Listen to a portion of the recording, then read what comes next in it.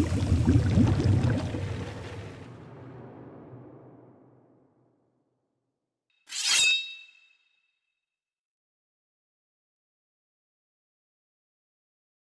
work.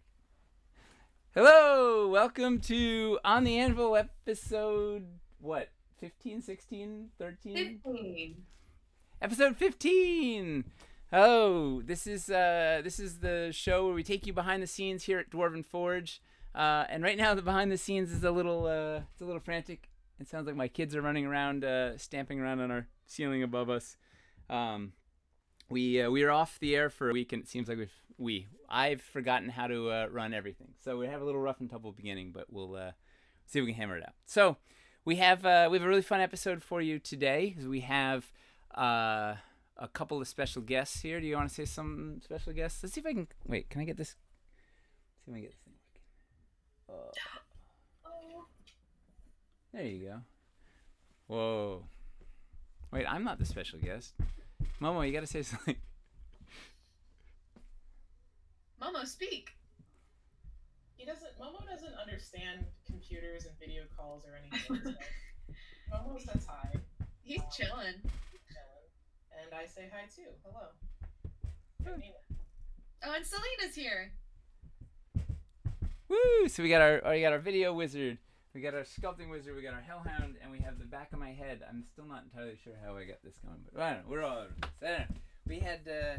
We're having some adventures here, but we're gonna talk about Forge a Better Future, which should be pretty exciting. We're excited. I'm on the wrong. Great, because I have to talk to this computer now and this mic. I'm just gonna talk to this computer and see if I can switch back. Hang. Oh. Can we start over? Be patient with us. It's been so long, guys. Everyone in the chat, tell Nate he's doing a good job. It's, you know what? It's the remote callers. Just it causes all sorts of drama for me. Let me get a blur. There we go. And now my thing is up. Hold on. Oh, I can't. Transition. All right. So what do we? So we're gonna talk about Forge a Better Future, which we're super excited about. We're gonna talk about the compositions in Wildlands, which we have a still unannounced release date for, but we're barreling down the runway towards liftoff on that. And I think that's it, right? Are we covering anything else? Not particularly. We're gonna go over some of the suggestions we got from you guys, but yeah, mostly Wildlands and then Forge a Better Future. Oh, and how's the remote audio levels for everybody? Are audio levels in the right place? Or we're all Chris over said you should boost us. All right, consider. All right. Momo, can you speak? Can you howl for us? Test a howl level. He doesn't understand computers. He's completely disinterested. I don't understand computers, so no, we'll be okay. All right. Well, let's we'll dive into the news real quick, and then we'll. Oh, and are we giving away something today? Are we giving away? We certainly can. Let's give something away too. Yeah. Maybe if we can get to a fundraising goal during the stream, we should give something away. That's a great idea. That's a fantastic. Last I checked, we were almost to 14,000. I'm gonna refresh and let you know. Yes, you can get us to 14,000. We'll give something away. You know what? We're gonna give. What do we have a lot of? That's. What, should it just be a surprise? Yeah, it's gonna be a surprise. It's gonna be a surprise, but it's gonna be bigger than a starter dungeon, and it's gonna be a surprise. Nice. Yeah, and So we got to hit 14,000. So let's hit the news so we can talk about Forge a Better Future and hit these goals. And I'm going to tell the kids to be quiet. You tell us the news. What words did you say? News. News. Okay, so for the news, a lot of the same stuff has kind of been going on. I know that it's been a long period since we last had our On the Anvil. It's really good to see all you guys again. I see all the love pouring in on the chat. Because we are gearing up for the unreleased Kickstarter date, but Kickstarter, we are going to be a little bit more slim on Twitch and videos. Normally we do a build of the month with Selena and Nate, but that one is the last one's going up on the 23rd. Yep. and that's going to be until September or October. And then these On the Anvils also have been a little bit scarce and will continue to kind of be more spread out like that. But we're very happy to see you guys again. I know it's been a while. Then some other news that we have is that wait, slow it down, pump the brakes. Okay. Wait. Okay. So the I didn't come back. the so two quickies on it. So we're it breaks our heart to not do On the Anvil. I mean, what is it? All of it. Well, it breaks our heart not to do any of it. But Build a Month, how many we do straight, Selena? We did 14 in a row. 14 in a row. So it kills us to break our streak, but like we need to basically be all hands on deck, all focus on Wildlands. Like we're just basically anything that's not nailed down, we're throwing off the deck so we can because we really have to nail Wildlands, and we're kind of forced to launch in the least ideal situation you could possibly imagine, and we got a lot against us, so we're jettisoning basically everything that we can, so we can just be fully focused on Wildlands and get that thing out. But we will be back maybe in September, hopefully, or October. Selena's not committing either way. We'll be back in the fall. Soon in the fall. Just keep it to seasons. Seasonal.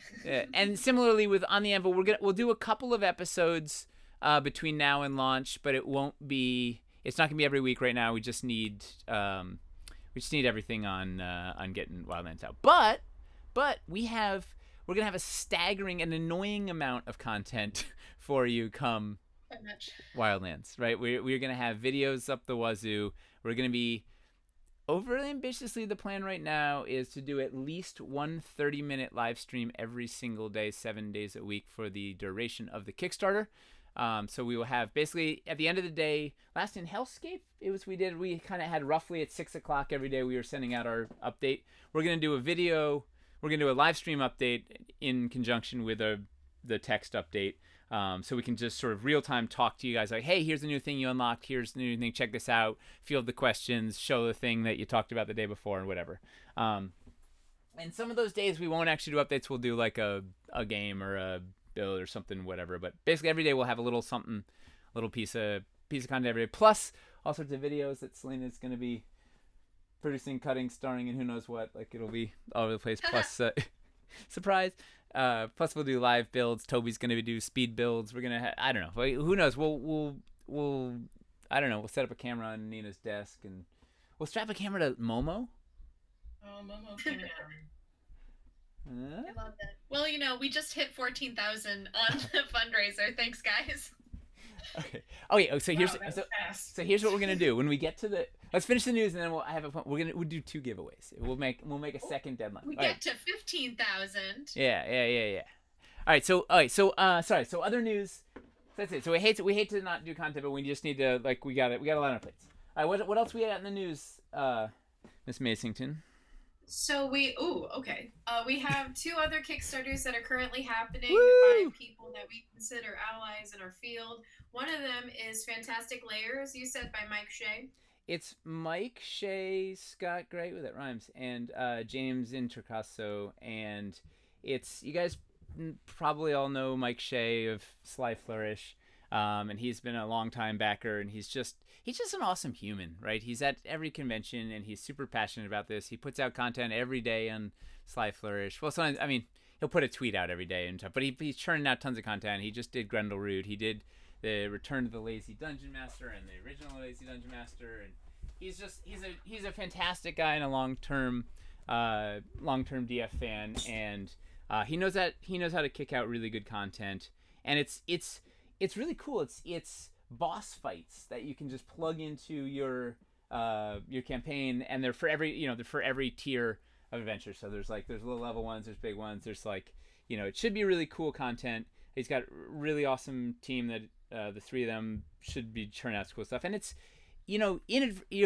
indirectly supporting us because if they do really well, he's going to just spend a bunch of that money in the Wildlands Kickstarter. So so go get Fantastic Layers because that project. Oh, sorry. Yeah. It has 13 days left to go. I just posted a link in the chat Woo! if you guys are interested in looking at it. Yeah. The other Kickstarter that we're super excited about is the Pride Nights miniature Kickstarter by I don't know. What's the name of the company? Selena, you discovered this one, right? Someone else Or with discovered it Hamster? and then tagged me in it. Got it. For obvious reasons. Was But it a shark? it's this great little band of queer knights. It's mostly ladies, but there is, I believe, Just one. one mask presenting person, and they have these great poses, and it's just like, and the big bad is bigotry. She's awesome. Which is this awesome mini that got unlocked this week. They're great people. Like, you should just check out the page just to read it. It's so cute. They have a little baby Viking mascot. You just go check it out. Well, and then, yeah. And it's Boris who's sculpted Skisrisa and the Venom Spitter, and he did the Howling Devil statue from Hellscape. He sculpted all of these minis, so it's just gorgeous. Like, they're really cool. The minis are awesome. Like, they're the kind of the badass female adventurers that I need on my table. And a miniature Viking kid, whatever, miniature barbarian kid. It's a really, and they could use the support. So it's a cool little campaign. That link is posted as well. They have 16 hours left to go, so get it in while you can. Yeah. Yeah. And I believe the next thing I have is for Hellscape update. We now have shipments on the waters. The lava is cooling at rapid rates, but we're like pumping in coal. We're getting it over here, and we are gonna be posting an update very soon about this. Very excited. Well, we've got so the first shipment just hit the warehouse. Unfortunately, it's not like, it's no encounters. It's a lot of sort of miscellaneous add-ons, but those, we're supposed to get samples to QC they're supposed to arrive at the studio today or tomorrow, I think. And then the bulk of everything is on the water and is supposed to arrive in 3 weeks, I think. Where are we? In about 3 weeks, and that means we're basically on target to start shipping in mid-late July. What season is that? Summer? Early summer? Whatever. We're seasonal, right? Summer. Yeah. So it looks like we're on target to start shipping in sometime around I don't know, somewhere between the 13th and like 20th of July. Which is awesome. And we'll do some unboxing when we get when those encounters land and whatnot, but it's, we're imminently close. Yay! Woo! Any other and Plaguestone is right on the tail end of Hellscape, so we don't have ship dates on all that yet, but coming. That's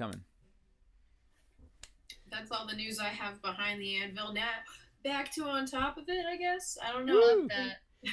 All right, so let's talk about Forge a Better Future. So, Nina, Selena, you guys want to tell? Let's go to the camera so you can see we can talk. Tell us what's going on here. What do we? Nina, please take it away. All right. Well, me and Selena and the rest of the DF team, lots of people helped put this together. We created this. Well, it's one fundraiser to start, but we have high hopes. We just felt like there was something we could do as a group, as a company, as people who want to be community leaders in the tabletop gaming industry. So, well, what is it? Didn't I say? No, what is it? You know what? I got locked out of my apartment for 3 hours earlier today, and I nearly died. So my brain is a little off. But I'll pick it up. I can finish. Okay. So it's going to be the Dwarven Forge fundraising initiative. We're hoping that we can keep it going, but to start, we were raising money for 3 organizations: Color of Change, Say Her Name, and Bale Project. And this is in response to what's going on right now, the George Floyd protests, which has now snowballed into an even greater movement to work against police brutality and to support Black communities, which have just been which have been held back for far too long. The civil rights movement of the 1960s didn't get us all the way there, and so now let's keep this momentum going. Yeah. Well, we're big proponents of positive social change, and just want to try and do something, right? Leverage what we've, leverage the network of cool industry contacts we have, and try and push something. We have a huge platform. Yeah. There's lots of people that we can reach, and when you have a huge platform, it's almost your responsibility to try to make the world a little bit better if you can. Yeah, especially when like systemic racism is terrible. Like this is like there's injustice in the world is infuriating, and if we can at least try and move the needle a little bit, it's our, you have to, like, we're humans. Like this is, wow. Yeah, and specifically in gaming itself, gaming is a notorious like cis straight white dude hobby, and it's definitely become more inclusive as it's grown in popularity, but there's still a large way to go. And so we think it's extra important for us who are leaders in the gaming space to kind of take the charge and organize with who we're calling allies, to show that like the gaming community is going to try to do better. Yeah. And to hold each other accountable. Well, ideally we start, right, it's the idea of trying to change the entire world is daunting, but it's just thinking about, okay, like, what can we do in the world of gaming? Can we move the needle there? Is one where you think about it and start, at least, I know I get overwhelmed when you look at the enormity of all of this, wherever, but like we certainly believe that the game table should be inclusive, and get all this gatekeeping nonsense out of there. Like this is it's 2020. Like, there should be justice on the game table, justice on the streets. Like we should have. Right. We only have these things if we all work towards it. I'm sure people know the MLK quote about the moral arc of history bending towards justice. Well, that's really only true if good people deliberately try to make that true, and that's what we're trying to do. So how does the you guys want to explain how this this fundraiser works? Because there's some really cool gifts. Like it's pretty awesome. So many gifts. We're really overwhelmed by the support of like all the brands that reached out to us. So I'm just it started off our initial allies is what we're calling them, our friends in the game space who I reached out to weeks ago. Who knows at this point? And I was like, hey, It feels like it's been a year. Honestly, it's been 2 weeks. But it. Not even. Right? I had no idea. But I reached out to some people, just like, hey, we're doing a fundraiser. Obviously people should donate of their own accord, but why don't we throw in some swag to kind of give people some more initiative, some more incentive and also to reward them. To reward. Yeah. With reward people for doing good. Yeah. Right. Because doing good ought to be rewarded. Yes. Yeah. With gratitude, but also with cool gaming tabletop swag. So much swag. Oh my god, we're dripping in swag. Wait, so how do I win this swag? What do I So glad you asked. So how you get some swag is you donate to Forge a Better Future, and then you send us a screenshot or forward us the receipt of your donation to social@dwarvenforge.com, where we have Casey and Tyler monitoring every day, keeping track of everyone who enters. We got some spreadsheet foo going on, and then at the end of the campaign, we are going to draw randomly. We have some cool bundles, like we're pairing dice with the Elderwood Academy spell books. We're also including some like spell cards in there, some monster stats. A lot of people have donated adventures. We have so much dice, level up dice, heartbeat dice, die hard dice, Nord Games, not Nord Games, Eldritch Foundry. Yeah. Also Nord Games though. Nord Games is also. Yeah, it's both of them. So but every $10 that you donate is like a lotto ticket, right? No, it's just any donation. Yeah, we decided to make it more egalitarian. Got it. I thought, all right, we should change the language at the bottom of the page. Still has the $10. It says it. I think. No, it doesn't. Oh, okay. Oh, yeah, last I looked, it still had the $10 we changed per. That before launch. Yeah, it was like a few minutes before. We were going to have it be every $10 you donate is another entry, but we realized that was going to be a little unfair, so we nixed it. Got Oh, yeah, so you can check out all the prizes because there are so many at dwarvenforge.com/forge a better future. So basically, we're gonna do a random drawing once, Yes. whenever the endpoint is, and everybody that's donated gets thrown in for this huge lineup of prizes. Yeah, and Or you can only gifts. win once, so there's Yeah. tons and tons and tons of opportunities for people to win here. Wow. Yeah, This is Wizards of the- probably our most extensive giveaway that we've ever done. By far, it took a lot of spreadsheet food. Thank you, Hamster Tyler Casey.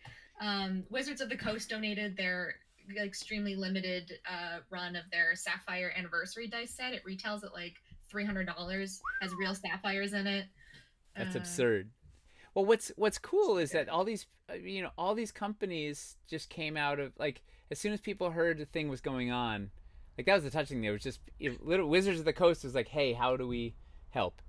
Level Up is like, oh wait, we hear something's going on. How do we help? Hero Forge Well, is that's like, the hey, thing. how do we So help? many Can we give you people- stuff? Like all it's People want to do something. People want to help, but it's not always easy to know how. So, I mean, we're happy that we could be, the party leader and get everybody together towards this goal. Because this certainly wasn't easy. Oh my god, we got this together in like 3 days, and we lost our minds a little bit, but we found him. We always come back to him. Yeah, we had a couple really interesting phone calls with me and Selena did. well, it was all happening. It was all, everything. It was right in the crucible where it was a really emotional time. It was a really, there was a lot happening on top of trying to, like, make a launch an initiative in the midst of, like, just mass protests. It was really, We were all protesting. Fortunately, Dwarven Forge has some pretty good management, I hear. And they were like, guys, take whatever time you need to go protest, go fight that good fight. Whatever you guys want to do to help, we support you, which is what led to this. And what has us all fired up? Yeah, I think it's really important to mention that we wouldn't have been able to do this without the support of the company. They really helped amplify our impact and our reach. And it's at unpleasant times like this where I'm just happy to be working at a place where you're supported. So if you're someone's boss, a way you could help this movement and all things ever is just encourage people. You might not think that they need to hear like, hey, go do that thing, go fight, but like that was like I needed to hear that. I needed to hear the company get behind us, because it made me feel less guilty about just taking a few days off to go march in the streets and scream for justice. So if that's one way you can help, is encourage other people and give people the space to mourn, to grieve, to recuperate, to sleep, and to just be human. Yeah. it's important to make your voice heard, right? And to tell, right? I mean, that's right. Isn't that, if you're gonna do the simplest thing everybody can do is just say something, right? If you just get on your social media or get on a telephone or turn to your friend and just say Black Lives Matter is so important. Everybody needs to say something, because if you're not, then you're part of the problem, right? And that's the thing. And it was interesting. My wife came to me. Talia said, she's like, I want to help. Like, I want to say something out there, but I don't want to say the wrong thing. Like, what do I say? And that's the, like, is there any, Nina, you're really good at crafting these things. Like, how do people, like, how do you not say the wrong thing? Like, what's, Well, here's my personal philosophy on this. Nobody was born knowing how to say everything, right? So, like, everybody just needs to have, like, empathy and compassion with each other. That if someone is helping, if someone is showing up, if they're putting in the work, help them. And support them in getting better at what they're trying to do. I know that Nate talks to me all the time about how, like, through the years of working together, how we've had many conversations about that. And you don't have to have the right words to start. Don't think you have to have the right words to start. Just start. And of course, there's a million resources on Google if everybody wants to know specific things and not have to, just guess. Well, of course, people can actually email me or contact me on social media. It's a lot, but I feel like if I have the time, I will absolutely help someone figure out next steps. Haven't you been inundated with like Yeah, no. requests? And I at feel one like point, I was like, everybody, I don't know, but it's super, super, super important.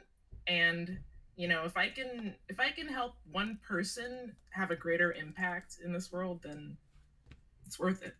well, you've And you've certainly been a huge help for me, and I think the rest of the office as well. Especially as a company, we navigate how to have these conversations on social media. It's just like, Nina, I just don't want to say anything wrong, and it's the company's voice, so it really matters. yeah. So Well, you and took the initiative, like, don't post about it without talking to me first.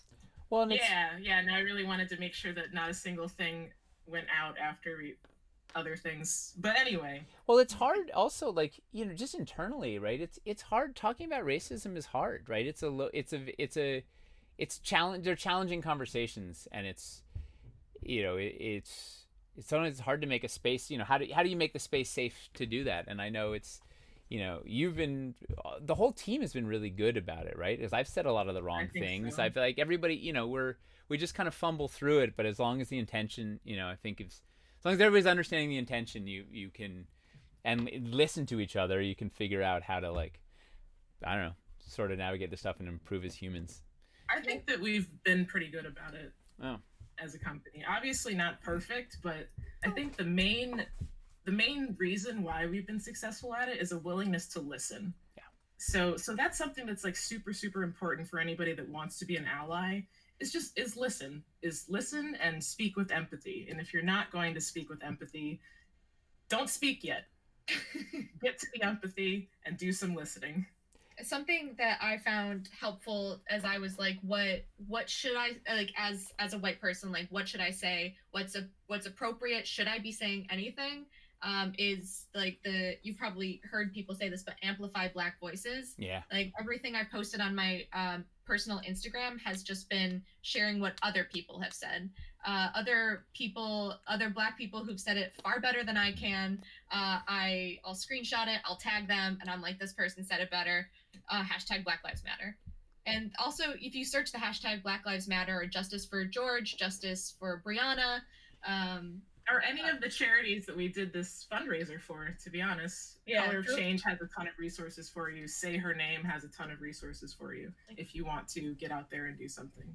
And or stay on your couch and do something. Both are possible. Couchtivism. Couchtivism. But it matters, right? If everybody could sit on their couch and just spend 5 minutes talking, sending an email, putting it on Twitter, doing something like that would move the needle, right? If all these voices cried out, it doesn't, you don't have to be out marching every day for 3 months straight. You can do, like, there's small things you can do that matter. Yeah, there's absolutely something that everyone can do, and I know a lot of people are scared about COVID right now, and of course we have good reason to be. So if you don't want to get out there, if you don't want to put yourself at risk like that, there are still things that you can do. Oh. And of course, all of the protests that I've been to here in Brooklyn, people are wearing masks. So everybody's doing their best to approach this as safely as possible. Yeah. And I think just one more note on, like, what you can do. It's one thing to talk the talk, but you got to walk the walk. Like, don't be saying all these things, and then, when you can finally re-enter the world, like, keep this in mind. Yeah. Like, it's one thing to, like, have conversations with your family, your friends, but, like, internalize it. And if you note, because you have to pretty much, we have to unlearn racism. Look through all the stuff, like, this whole thing is about systemic racism. Like, there are systems in place to make us think this way. And so to just acknowledge it is one thing, but we have to correct ourselves, because you're going to make a lot of mistakes. And so it's like, why did I just cross the street when I saw I saw a black person walking towards me? Why did I think this? Why did I do this? Constantly question yourself.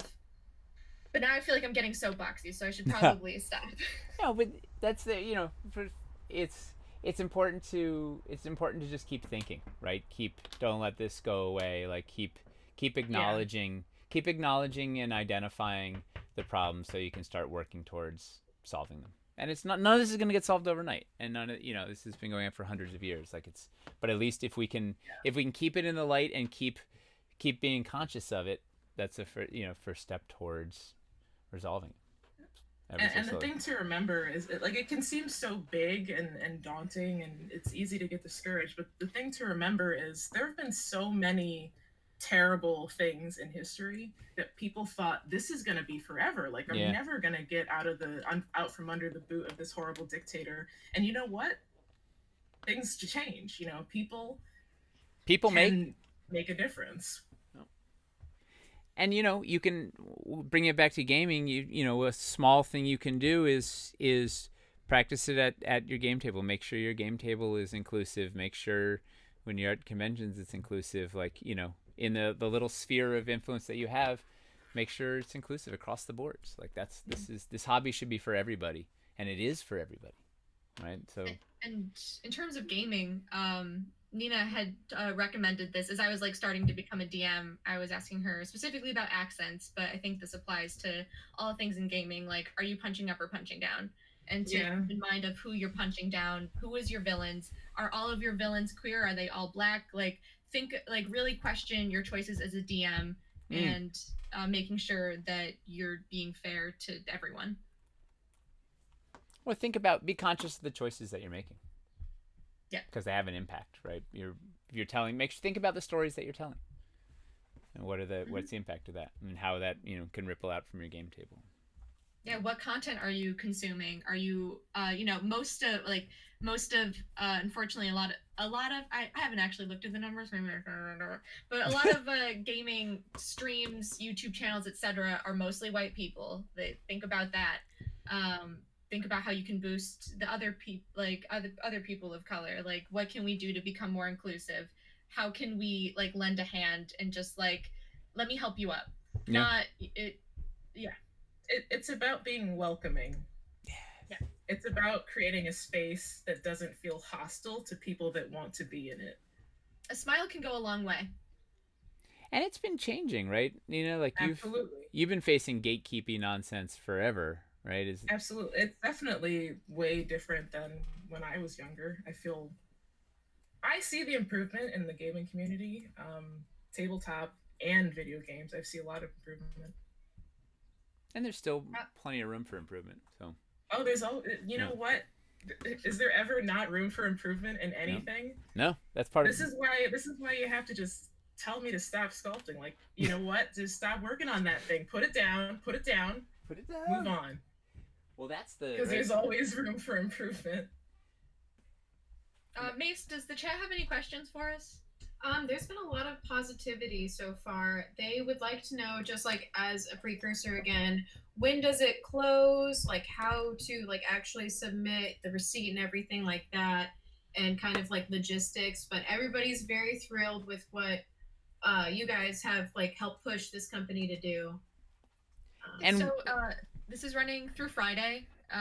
You can donate to Friday, and then we're hoping, asterisk,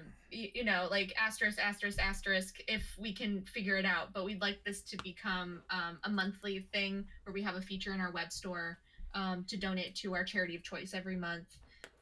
With Wildlands happening right now, I don't know if that'll happen yet. Yeah, it's gonna be in the fall if we are able to keep it going. But yeah, we want to keep Forge a Better Future.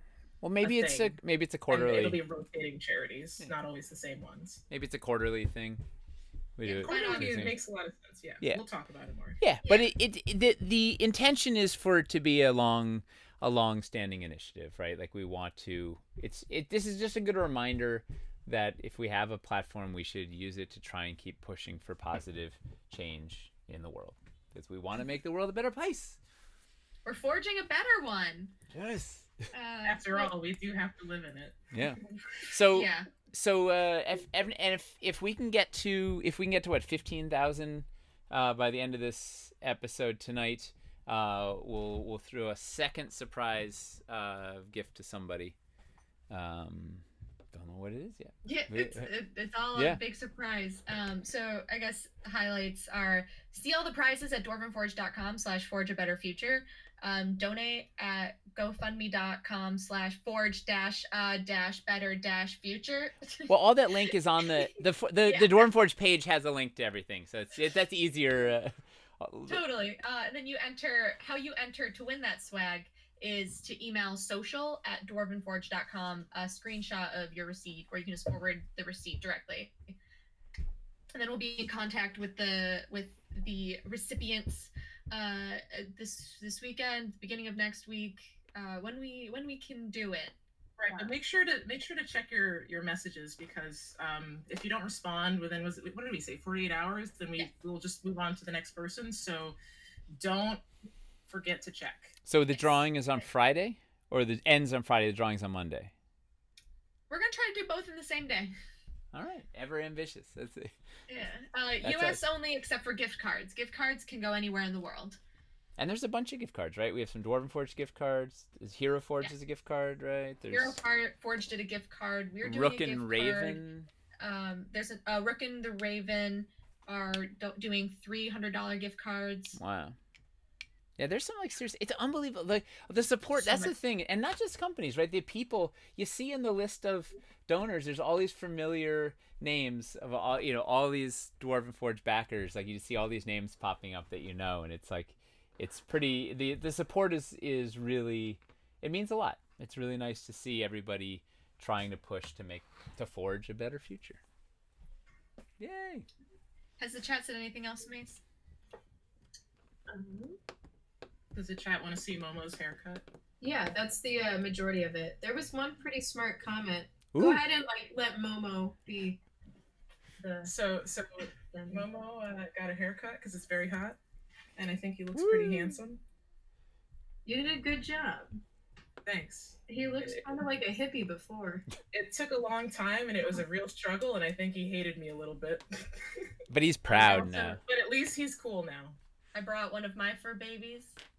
She really likes it when I wear lipstick, so she just licked it off my face. Oh, it's amazing. That's Gideon. Authority Stale does have a question, which I think is just a good idea to explore in the future. But is there any relationship being explored between Forge a Better Future and the various Lost Odyssey charity events? Parentheses, I know there are very different charity types, and parentheses. No. Well, we have worked with Lost Odyssey before, just as Dwarven Forge, though. But we should. That's not a bad idea at all, because we love those guys, and they do great stuff, and we could definitely team up and do something. It's a really good idea. They're awesome. They're really they're good folks. Also, yeah, lots of love are going out to both Momo and which fur baby was it? That was Gideon. Gideon. Named after a very great fantasy novel called Gideon the Ninth. It's about like lesbian necromancers in space. Remember you said you were gonna lend it to me? I should have brought that by today. You saved my life though with that freezer pop. I saved Nina's life. You heard that. She owes me a life debt. Jeez. Okay. So- if there's no more questions about Forge a Better Future, I think we that was all. I wanna do a non sequitur. Just, I don't know, it's completely unrelated to any of it, but since I have you guys here and we can have a quick, short, and it's probably just gonna be a simple yes, but like, so I on Twitter, I don't know if you've heard of this thing, it's social media, yeah. I retweeted Will Doyle, who is a D&D writer. He wrote for us on Caverns Deep. It's super awesome. He posted a thing up the other day, which he called the creative process, which it was just simple to read. So, right, it says, well worth reminding ourselves now and again of the usual creative process, right? And it's 6 steps, and I'm gonna have to abbreviate it because it has bad words in it, or I'll change them to Drek. Right, so step 1 is this is awesome. Step 2, oh, this is tricky. Step 3, oh, this is Drek. Step 4, I am Drek. Step 5, this might be okay. And step 6, this is awesome. And I retweeted that out because it was for me. It's just such a good reminder, right? That the creative process is this, right? And there's that dark period in the before you get to the other side.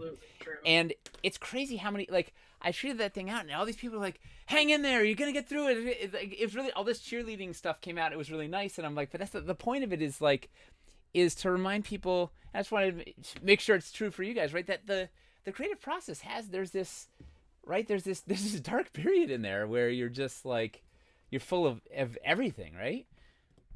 Mm-hmm. How do you guys? Right? There's that the fear, the doubt, the imposter syndrome, the whatever. Like every single day. Like I look at what I'm making and I'm like, what did I do? My God, this is terrible. I should start over. So what do you? But What do there's you? no time to start over, so I just keep going, and then by the end, I'm usually like, oh, okay, it wasn't as bad as I thought. Oh, that reminds me, I was going to show a piece. Yes. Well, wait. Let's talk about this first, then show the piece. So, Okay. what do you? Do you guys have any tricks on your end for what you do to just help keep powering through? Because that's the thing that the thing that makes successful artists or creators, whoever, I think is powering through, right? Getting there's always that dip and accepting the fear and the doubt and the whatever, the darkness, the resistance, that stuff, and powering through. Like, what do you guys have any tricks that you can share for powering through? What really helps me is showing it to someone else. Mhm. Specifically you, Nate. Like I sometimes I'll call you screaming, and it's just like True. "Ah!" screaming or crying or laughing or there's like all over. Yeah. It's just like I need you to tell me this is going to be okay. And if it just needs to go away, that's fine. If you just kill it, fine. I'm okay with the killing my darlings. Well, that's part of right. One of the tricks is trying to divorce your ego from the process or whatever. It's like Yeah, that's actually what I was going to say. That it's absolutely about not attaching your self-worth to what you're doing. which is, And it's okay, and just accepting that it's okay to not produce something great every single time, and realize that you have to suck at something before you can be good at something. and it's hard because you care, like especially the work we're doing. We care so much about this stuff, and you want it to be amazing. And there's all these fans out there that want it to be amazing. So you feel like you have to deliver like 110% every time. So it's hard not to get emotionally invested in the thing and have your worth be tied to it. And, it's I don't know. It's tricky. It's hard. It's a daily thing. But, well, any other tricks that you guys have? I was talking to a friend last night, and she summarized my whole philosophy towards this in like one sentence, and it was hustle beats talent when talent doesn't hustle. Oh, I love that. So basically, the idea Yep. that as an artist, you must just keep pushing. Yep. That it doesn't matter how good you are, it doesn't matter how far behind you are, you must keep pushing, because that's the only way you'll get there, and you'll surpass anyone that isn't working on it at all. It's Wow. true. It's amazing. My trick is I try and do the scariest thing first thing in the morning. Like that's my, before the day sets in, before all the emails, I'm like, I'm just going to do the scary thing that I'm afraid of. Especially because, the later in the day you get tired and it's harder to face that thing, and then the time's running out, and then there's 1,000 emails you have to answer and all this, whatever. But like, just try and tackle. And then usually if I get over the hump on that thing, then it's like hours have gone by and there's all this work done. But it's like, I'm like, what's the thing that I'm resistant to? And I'm gonna go for that first. Yeah, I do a similar thing. Because I also procrastinating just stresses me out. I was even that way in college. Like I'll do the term paper they tell you to do at the end of the semester in like the second week of the semester, just because I can't deal with that, thinking of that looming over my head all day. Yeah. So I need to do the most stressful thing first. But another thing that I find helps is I'll take a shower when it's just like too much in my head. Yeah. I'll take a shower and then like listen to a podcast and just like specifically like the McElroys, like their whole family network of podcasts. Their goofs just get me so good, and then they make me laugh, and then it feels like it's not as serious. So you're really lucky that that the fear of procrastination scares you into not procrastinating, because that does not work for many people. But I don't know, like I used to procrastinate horribly, and the only thing that helped me get over it was letting go of perfectionism. Yes. And realizing that just starting, just doing anything, just even if it's just a little bit, and then usually once you start, you're gonna keep going, and you just keep the momentum. Well, that's another trick. I've talked about this one before. I stole from Hemingway. Always would end his day with a sentence unfinished, so the next day he could finish that sentence, and then next thing he was writing the next sentence, whatever. So I do that all the time. Is I'll leave if it's like, you know, I'll leave a mock half finished or a thing, whatever, and I know like it'll be easy for me to just finish those 5 minutes of finishing on that thing, and then suddenly I'm on the bench and I'm going, and then you can go. Mostly it's just like you said, hustle, like, right, just working every damn day is gonna like get you through it. So anyway, so remember, everybody, like this, everybody that creates anything goes through this. Like Matt Mercer has talked about imposter syndrome a bunch. All these people, like everybody, you know, from Stephen King through everybody has this. So you're not alone if you're feeling it out there. Doesn't matter. And don't worry, Wildlands is gonna be okay. We're not like I'm not crying for help that we're gonna be stuck in the creative process. Please back our Kickstarter. Yeah. Cannot stress this enough. Please back our Kickstarter. Which stage of the creative process is that? Is that number 7? Yeah, that stage of the creative process is looking for donors Yeah. to widespread your art.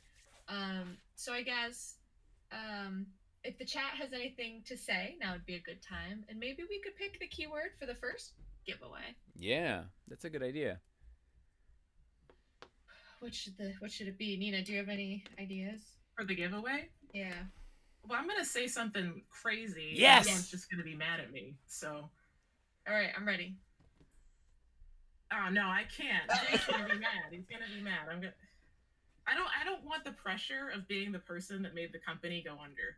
Okay. Wow, that's it. What was it? That was it. This is the giveaway.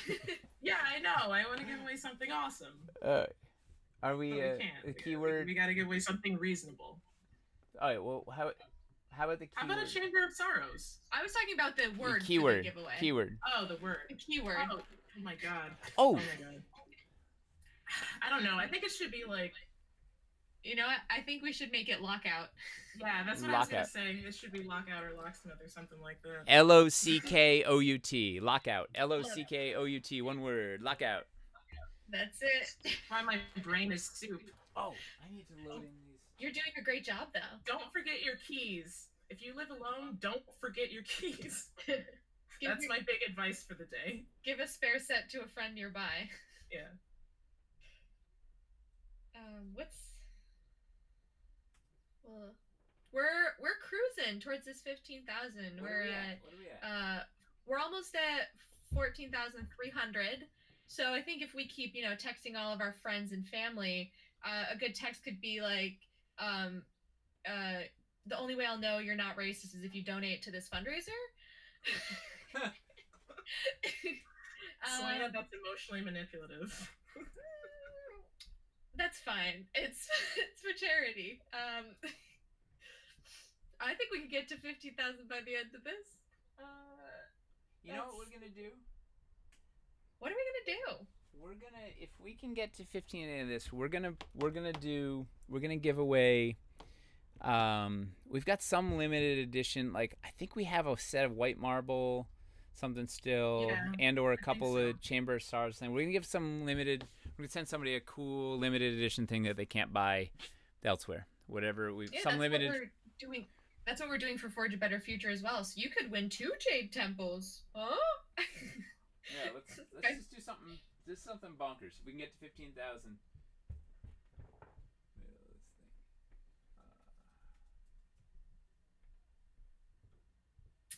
But well, thank you, everyone who's tuned in, and thank you for your support for this stream, for the fundraiser. It's we're so our hearts are all warm and fuzzy, but you can't get it let too warm and fuzzy to where it's complacent. You got to stay on edge. Got to keep your edge. So warm, fuzzy, and sharp. Yeah. Stay sharp. Stay sharp. Like Stay a kitten. Warm, fuzzy, and sharp like a kitten. Gideon.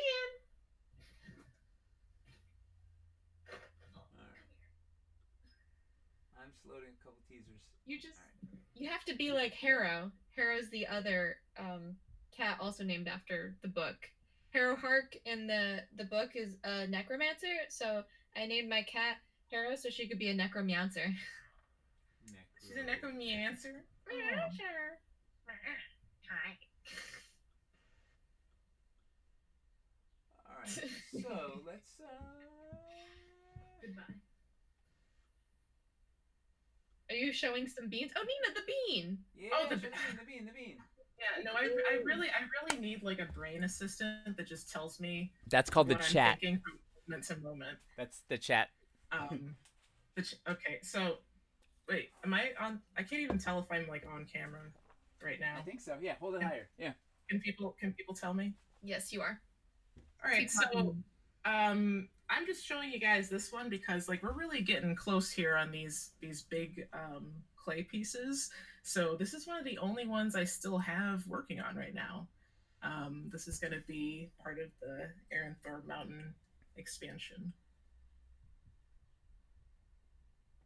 Whoa, look at that. That's so nice and lumpy in like the best way possible. That's Yeah, nice we, and trying to lumpy. make it organic. This is a piece that me and Toby worked on. Woo! And that's well, we won't talk about it, but it's got some neat it does neat things. Plays nice. Conceptually. I think so. I mean, we made sure to make it so that minis can stand in 3 spots, actually. Woo! 3 spots. Mini can stand here, here, or here. And we've been working hard to make 32 millimeter bases sit on a lot of these too. So yeah, for no, your wargaming. exactly. They're for the bigger. Yeah. Mhm. Cool. Rabbit Burner says that's excellent line of sight blocking. So Yes. that'd be really good for these war gamers. LOS blocking. Cool. Well, let's why don't I let you guys go and I'll talk about compositions. Which will be really I have to go stealth because I missed my entire workday because I'm forgetful. have a preoccupied with it. Yeah. All right. Well, thank you guys for coming on. Thanks for forge a better future. Thanks for just being awesome warriors on all fronts. You guys are. How do I do this? Yeah. Is that a heart? Come on! It's a diamond. They were manifesting. like that too. Square. That I give up. Or, you know, one of these. 303. Anyway, I'm gonna get out of here. yeah. Thank you so Bye. much, everybody. Bye. See you Bye. soon, hopefully. Whoop. Transition. All right. Office remote conspect thing. All right. So, are we ready to do the giveaway, and then we'll transition to the second half of this thing?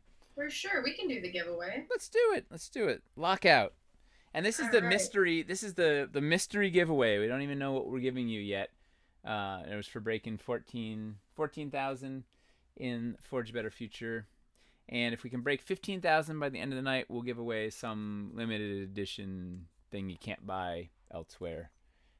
Can't buy anywhere, right? It's limited edition. We have a few backstock things floating around. Hopefully we still have that white marble, because that's like one of the coolest things we did. It's really gorgeous. Yeah. So we have to keep an Final eye. reminder: it's lockout. LOCKOUT. All right, so this is So what we're gonna do is we're gonna talk about the pledges and compositions for Wildlands, and then I'm gonna show a couple of teaser images that I shot. Maybe we'll do it at the very end, right? Because people, when we get the most people at the end, we'll say a couple shots at the end. We can look at Right a couple on. of teaser bits. So, oh wait, do the lockout, and then we'll tell you what Okay. So the winner is Bondhead. Bondhead, woo! Woo! I will message you to get details from you, and then once we have that mystery solved of what the giveaway is, I'll happily let you know. But congrats. All right, so let's talk about Wildlands Kickstarter. So we have we're super excited, right? We have our 8th Kickstarter is launching at some point in the near future. We're not officially announcing the date yet, other than to say that it is soon. And yeah, I can't give you any more clues, but it's coming. It's coming rapidly. I will announce it also soon officially when it is. So the big, we're in this sort of the messy part of the Kickstarter process, which is it's not even the intersection of art and commerce. It's like kind of the collision of art and commerce. So we've spent I don't know, at this point, how long have we been working on Wildlands? It's been like 18 months, 24 months. I don't know. It's been forever. Yeah. Yeah. Since before I was at Dwarven Forge. It's been forever. So we've made all these pieces, right? We have all these amazing pieces, and now is the painful part of trying to put it together in making it into an offering, right? Of okay, now it's not just a collection of pieces, but it has to go out and it has to be in things that make sense to buyers, but also it needs to make sense to our factory and maybe our web store.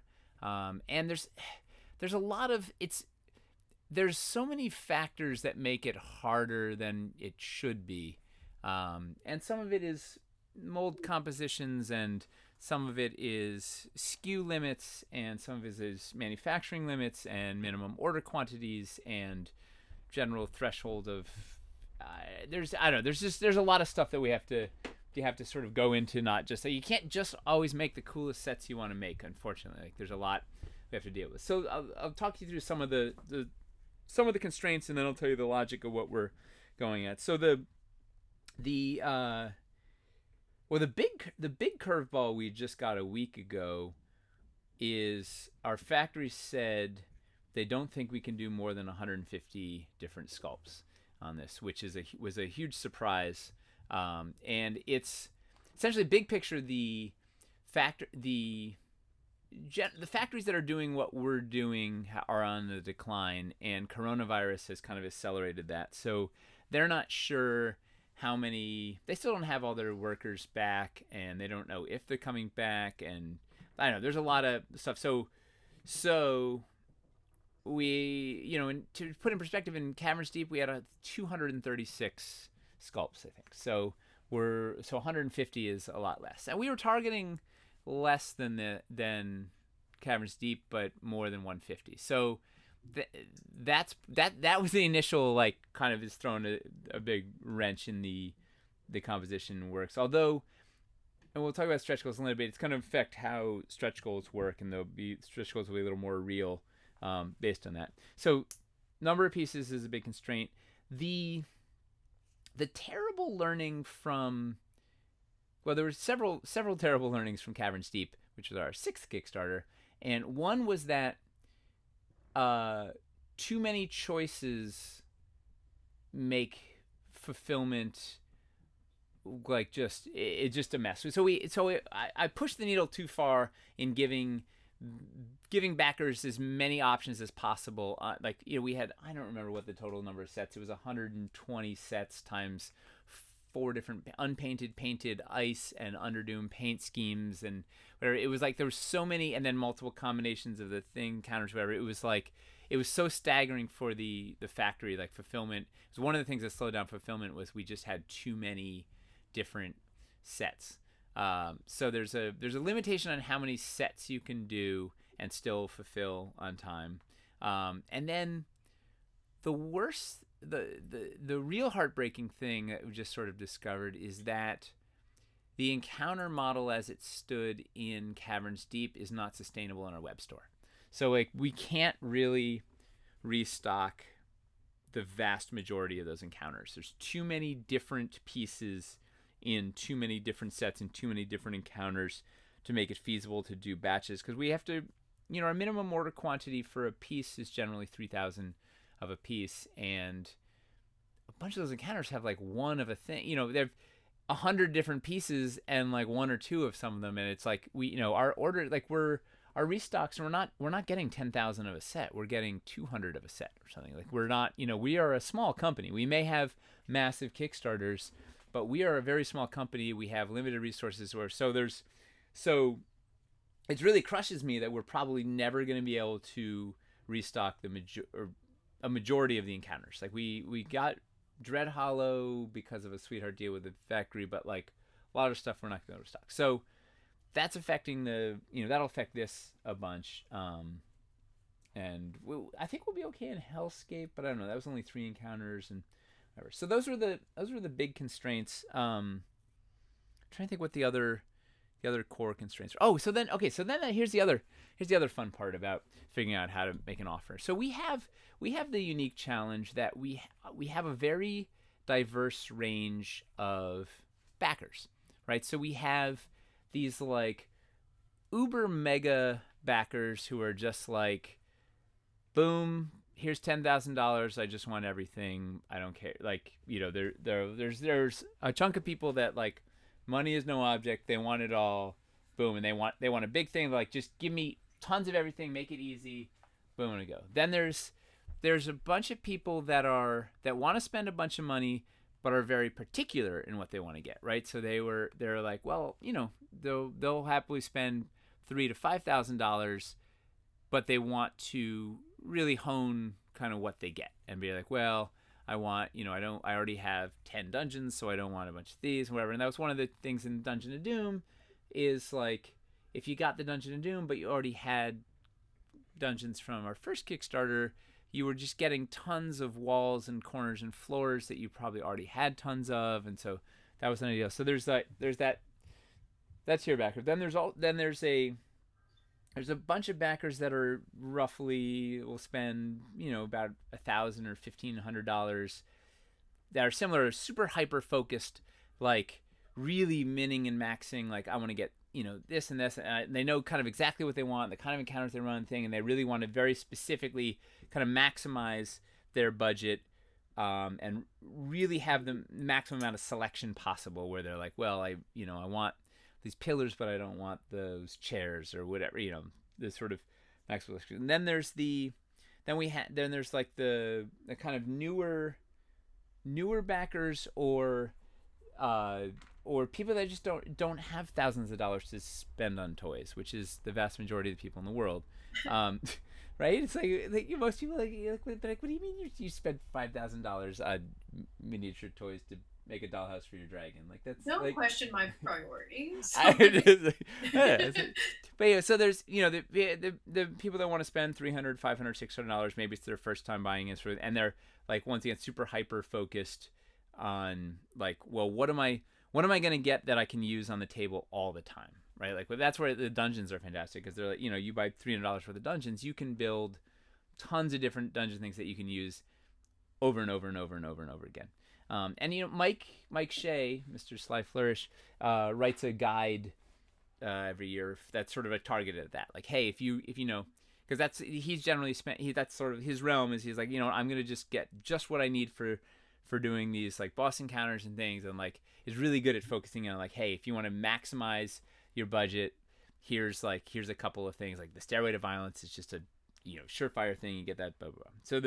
So then there's also the brand new people that show up that are like, well, do I really want to spend $50 or $100? I don't even know if what does Dwarven Night feel like? Is this going to last forever? What's the paint job like? How's the thing? Like, you know, asking them to spend $100 sight unseen, whatever, is kind of a lot. But there's people who take the, you know, they're like, well, I've heard good things, or I've seen it on their friend's table, and they'll take the plunge, whatever. So you know, you kind of want to have an offering. You somehow want to have a thing that appeals to all of those people, right? Which is a really wide and diverse range. And then just to like throw a curveball in there, this year we're trying to have offerings that are appealing to wargamers also, right? Because whatever reason, wargamers look at our terrain, they're like, well, you know, that's RPG terrain. That's not, you know, that's not for me. I do serious, like, you know, these are war games. This is the thing. Although, you know, there's the rabbit burners of the world, which do, you know, can bridge both worlds and whatever. But for whatever reason, our terrain is RPG terrain and isn't really seen as wargame terrain. But this Wildland stuff is ideal for making an awesome battlefield. Like, you can make, you know, a cool 4x4 table with some scatter. Like, you know, it's really ideal for that. So we're trying to have an offering that is appealing to wargamers. And then, well, yeah, that's not all. So I know this is the long way of saying, like, we're trying to make something for everybody, which is hard. You know, you don't want to make something for nobody by making it for everybody. But so I don't know, it's this crazy jigsaw puzzle. So we're also teaming up with Die Hard Dice. We've been working with them for, how long have we been working on this? Well, they came out in January after doing stuff. So it's been, I don't know, 8 months of stuff working on these doing some really cool dice for this thing. So we also want to be able to offer stuff for people that just want dice. They don't want like they just show up. We want to be able to sort of hook them up and get them in and let them get dice without having to spend hundreds of dollars on cool Dwarvenite. The hope is that maybe they will at some point spend some money on Dwarvenite too, but we've got some these dice. I'm so excited about these dice, and they're tied to what we're doing in the campaign. You'll see. There's nothing like this out in the world, and very, very, very, very excited. And working with they're such good artists. The Die Hard team is just amazing. So anyway, we want to have a pledge for them also. So it's I don't know. So it's a lot of things. So anyway, those are the general constraints that we're working with. So, where do we start? Let me. I was gonna write this on a piece of paper. Well, no, I could type it out. Yeah. We could do some comments if you want. Are there? Yeah, well, do some comments before we start breaking down what these pledges are. Yeah. Okay. So Finley Shards would like to know how you get how you choose which pieces go into which mold.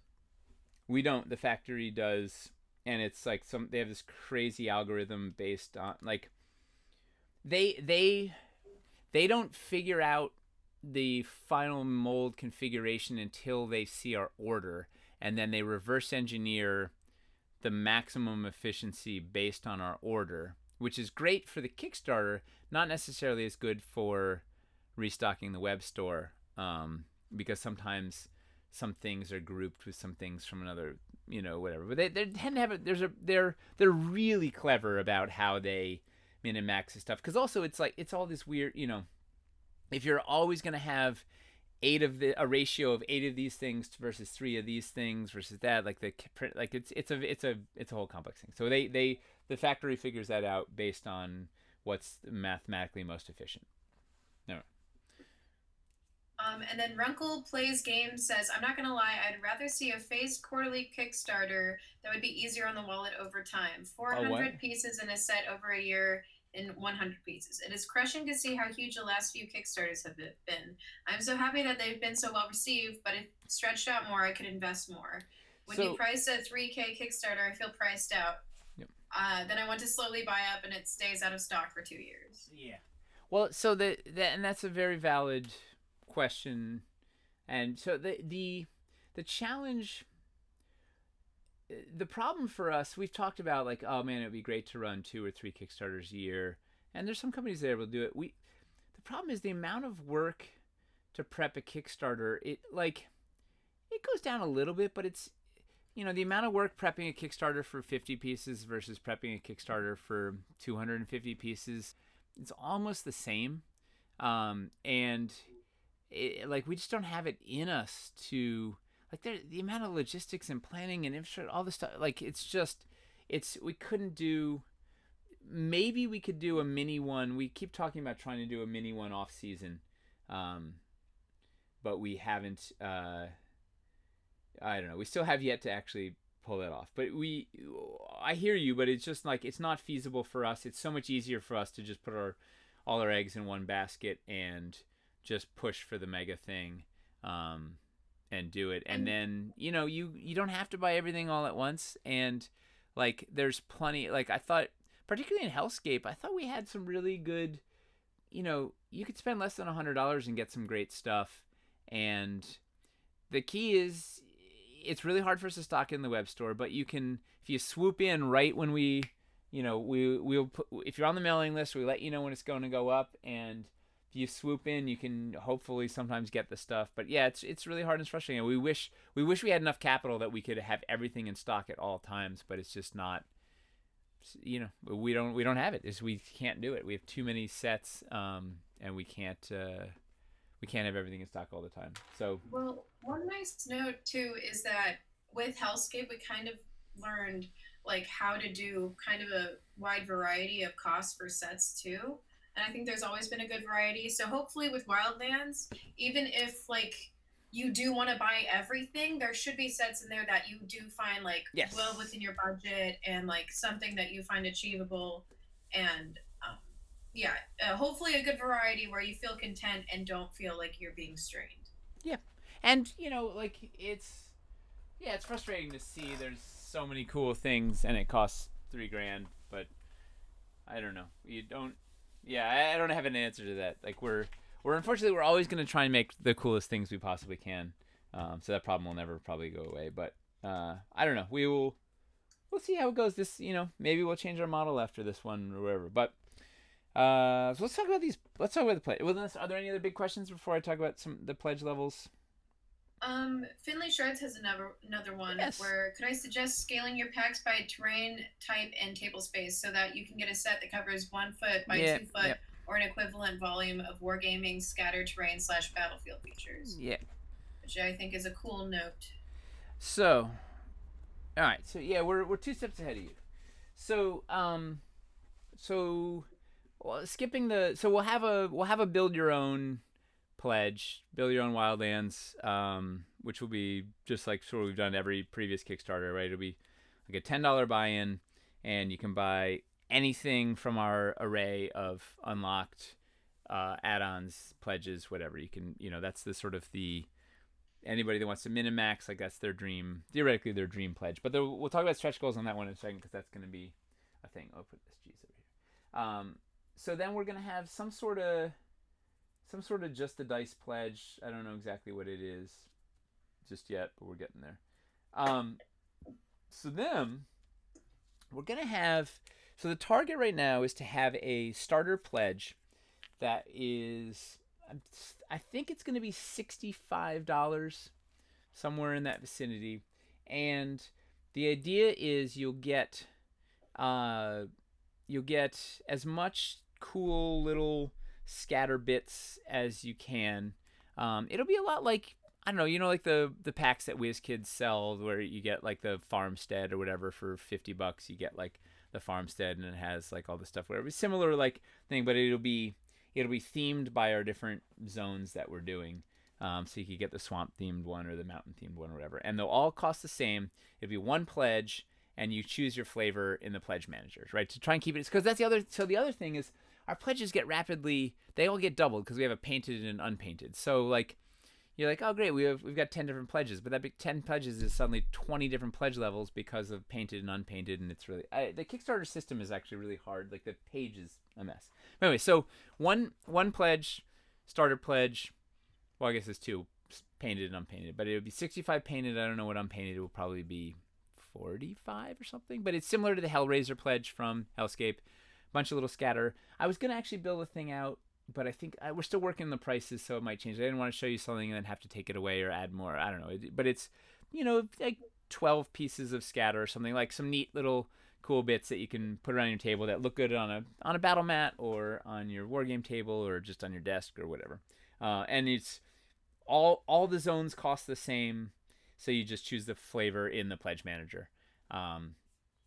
And maybe there'll be some sort of bundle version. I don't know. I'm trying to keep their pledges down because we're trying to make it as simple as easy. You get to pages and you don't have to have 40 different pledge things. But there was a thought of maybe doing a bundle that was like 4 starter packs. You choose the flavors in the pledge manager, and instead of, if it was, it would be $200 or something for 4 of them, and 65 for one, 200 for a bundle or something. I don't know, but that might not happen. But anyway, definitely there's gonna be a starter pledge for new people to get in, because the Hellraiser pledge did really well in Hellscape, so hope it'll be something similar to that.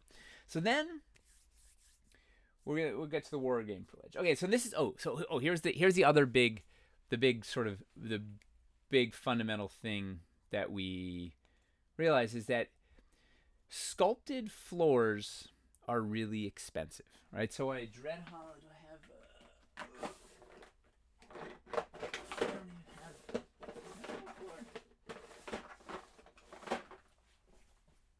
Man, I hit all my dread hollow somewhere. Oh, well, here. Right, so like these, like a 6x6, and this is a bad example because it's got a escarpment on it, but like a 6x6 sculpted thing is almost $50 painted, right? So covering 1 foot with sculpted floors is about $200. And if you think that an outdoor encounter wants to be roughly a 2 foot by 2 foot, seems like like a kind of the minimum space to have enough space to do something. So that's like $800 in sculpted floors, full stop, right? That's without trees, without rocks, without any MacGuffins, without any LEDs, anything. You know, that's like, which is nuts. So one of the things we were thinking a lot about is like how do we get away from, you know, how do we offer stuff without sculpted floors? Because also, incidentally, wargamers don't want sculpted floors, right? If we're trying to sell stuff to wargamers, they just want to put it on their. They've got this cool 4x8 table, or this sand table, or this really cool neoprene battle mat, or they play out in the grass or the dirt, or I don't know, whatever. You know, they just put it. They don't want floors, so they want scatter. Similarly, if you got a dry erase mat, or you have the the dry erase like Pathfinder boards or any of that stuff, you just want to put the stuff on your mat and you don't want floors.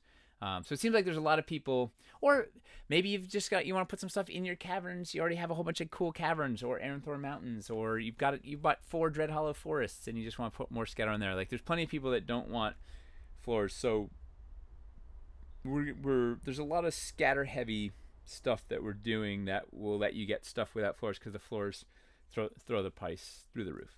All right, so there's gonna be a war game pledge, similar idea to starter pledge, where it'll be each of the different zones at the same price point. We've never really successfully been able to do this, and I think we're gonna pull it off. So far, I think it's gonna work. So it'll be, so if you choose the swamp one, it'll be a whole bunch of cool scatter that you can fill your 2 by, I don't know how much. I mean, we want to be able to fill a what's a Frostgrave board? Is it 3x3?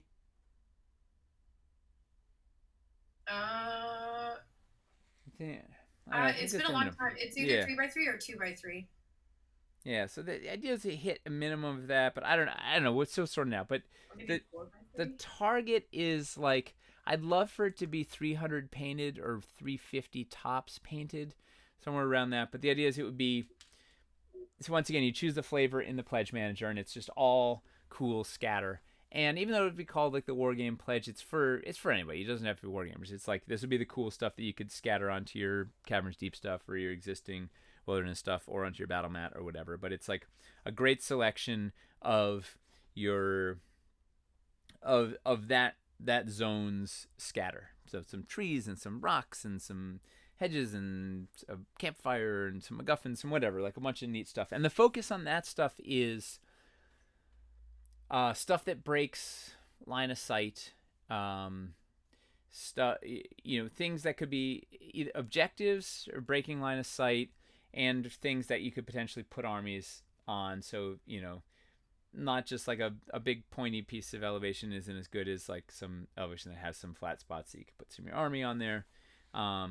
And bigger pieces in general, but mostly stuff with verticality for breaking line of sight, / maybe a couple of cool objective bits. And we're definitely going to have some cool like objective marker add-ons that'll be just so you can collect that stuff. So that'll be the same thing.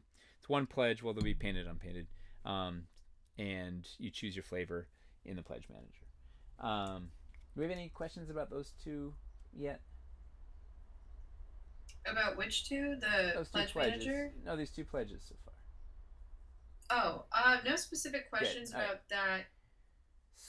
So a lot of people want to know if you're talking about larger scatter. Yeah, well, a mix, like larger and smaller, right? So there'll be a couple of beefy pieces, and then there'll be some smaller stuff.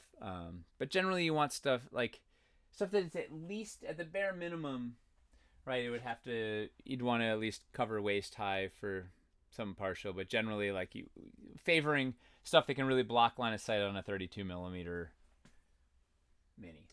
That's it's a lot of just breaking up the line of sight, make it dynamic. But yeah, Night of the Phoenix asks, I've never done a Kickstarter, so this might be a dumb question, but do you have to pay all at once, or is there a payment option?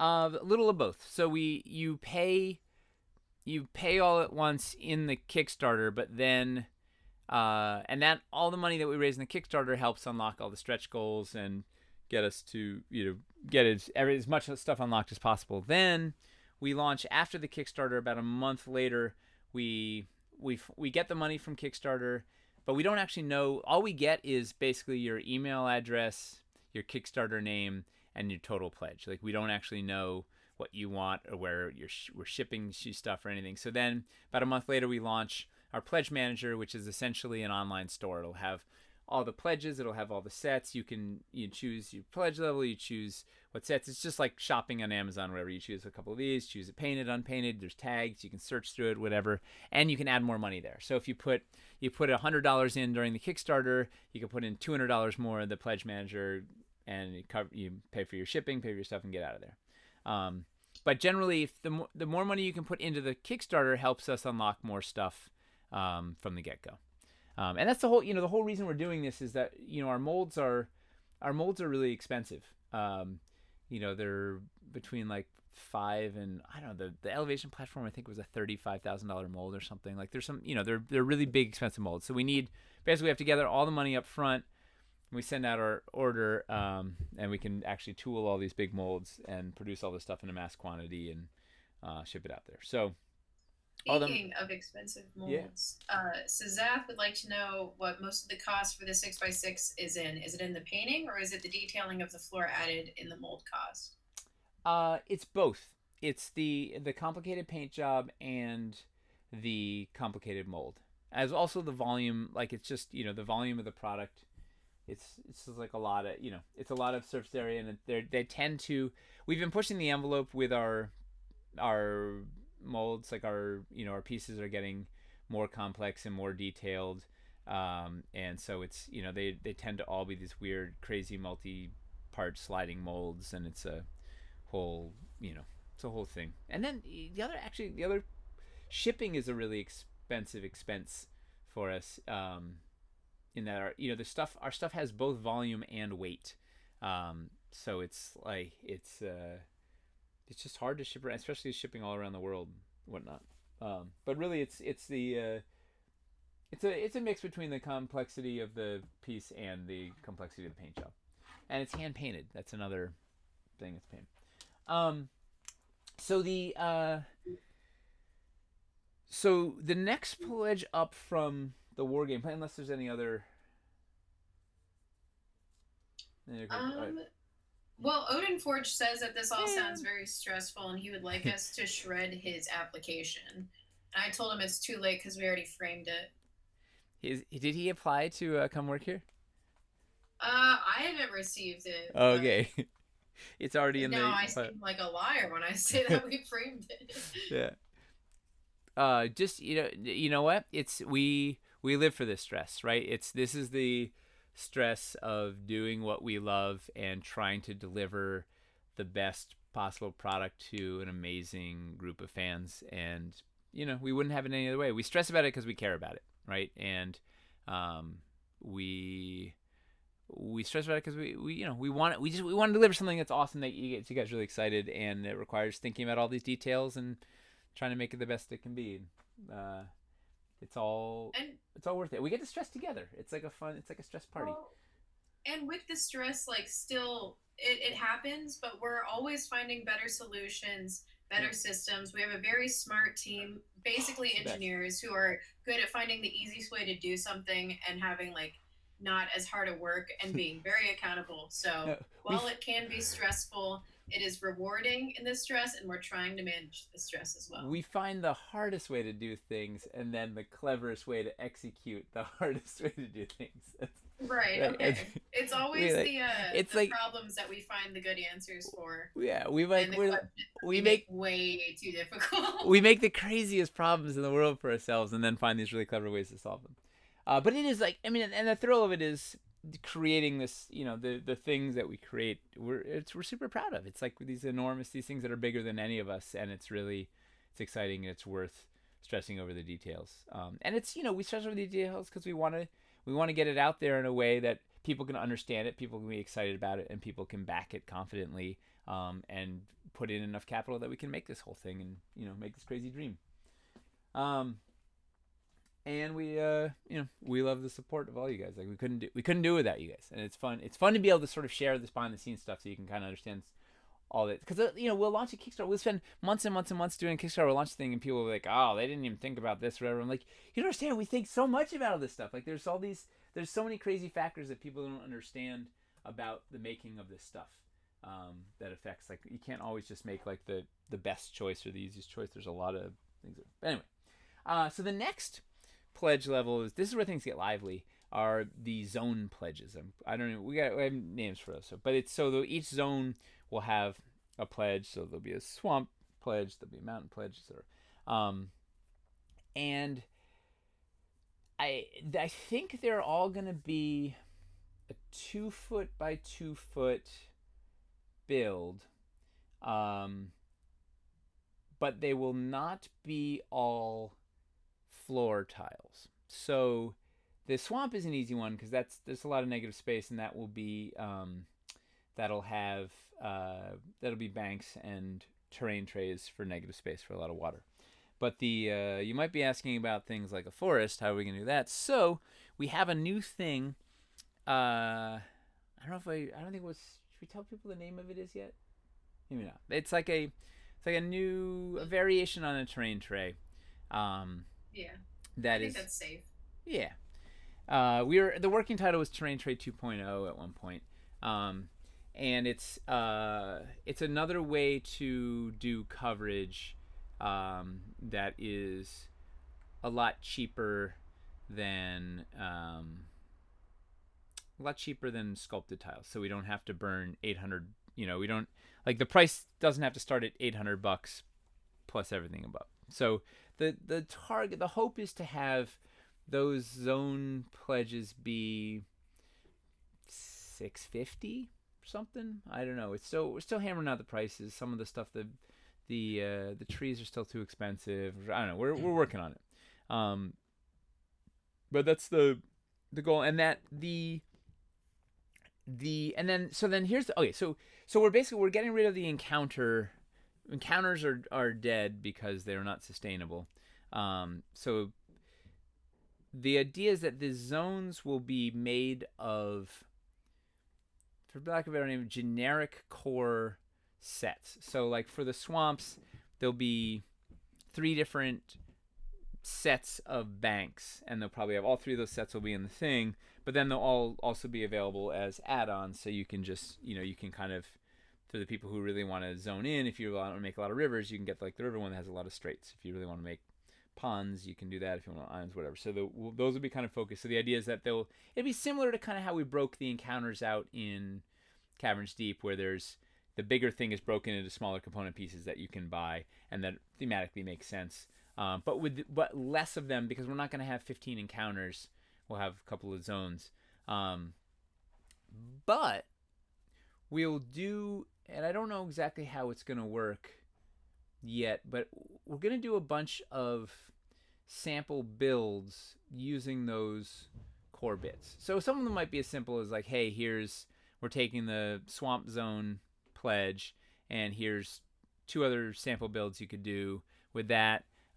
Or we're taking, 3 of the packs from that, 3 of the packs from the forest, and 2 of the packs from the mountain. And look, this is a build you could do with those 8 packs. So the idea is we're going to have a sort of a limited number of packs spread across these different zones that then you can mix and match. And we'll be doing a bunch of sample builds with a bunch of those different packs. And then the plan, I don't know exactly how it's all going to pan out yet, but the plan was to have some sample build. It's, it's very much, it's like the build of the month, right? Where we're taking these 4 things and we're making whatever with them.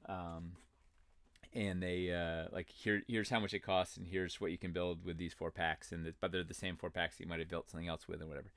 But the idea is maybe we might have some sample build bundles that, like, if it was, it was $500 worth of packs to build this, Goblin Pass in the mountains, you would you could buy the bundle for $450. You get a discount for buying the bundle, and this is like the Goblin Pass bundle or something. This would be a build your own thing that you could buy. I don't know. We haven't worked it out exactly yet, but the idea is to sort of do the best of, have some of the fun of encounters where we're building some very specific things beyond just the pledge zones, and offer them at sort of a bundled discount, but not force you into the encounter model, and have it all be, because the thing everybody's always asking, oh, what pieces did you use to build that? How did you make this thing? And we can say, well, actually, yeah, we took these 7 sets to make this thing, or we took these 7 sets. And my overly ambitious dream, which I don't think is realistic, is to have a build of the day, like each day have a different thing that we can show. But I don't know. It might be like build of the every 3 days, but I don't know. We'll see. And be able to say, hey guys, what do you guys can say, can you mix some sets from the swamp plus some sets of this plus the whatever, and we can do that build. And Toby loves that stuff, right? We'll say, okay, here are these 5 sets, go build something. Okay, so that's like those are the zones sans floors, right? Those are the zones with the some more affordable floor options. And it's for comparison, like it's for 4 terrain trays to cover a 2x2. We have it's what is it? I think they're $23 or $25 or something. So it's $100 to cover, instead of $800. It's $100 with terrain trays to cover a 2 foot by 2 foot. So that helps us a lot in the price. And then we'll have the next one. Then we'll have like an Uber bundle that's all the zones together with a discount. So that once again, that'll encourage, if you get all those zones, you get if you're spending the whatever $2,000, you get it. It'll be 1,800 instead or whatever, and you get all that stuff. So then we're gonna have I know there's a lot of and thens. Then we're gonna have the sort of the mega builds, which I don't have it. I started putting together. I should. I should do. Let me get. Let's look at a thing. Let me get Grayson. What time is it? Is he still awake? 8:31. What time?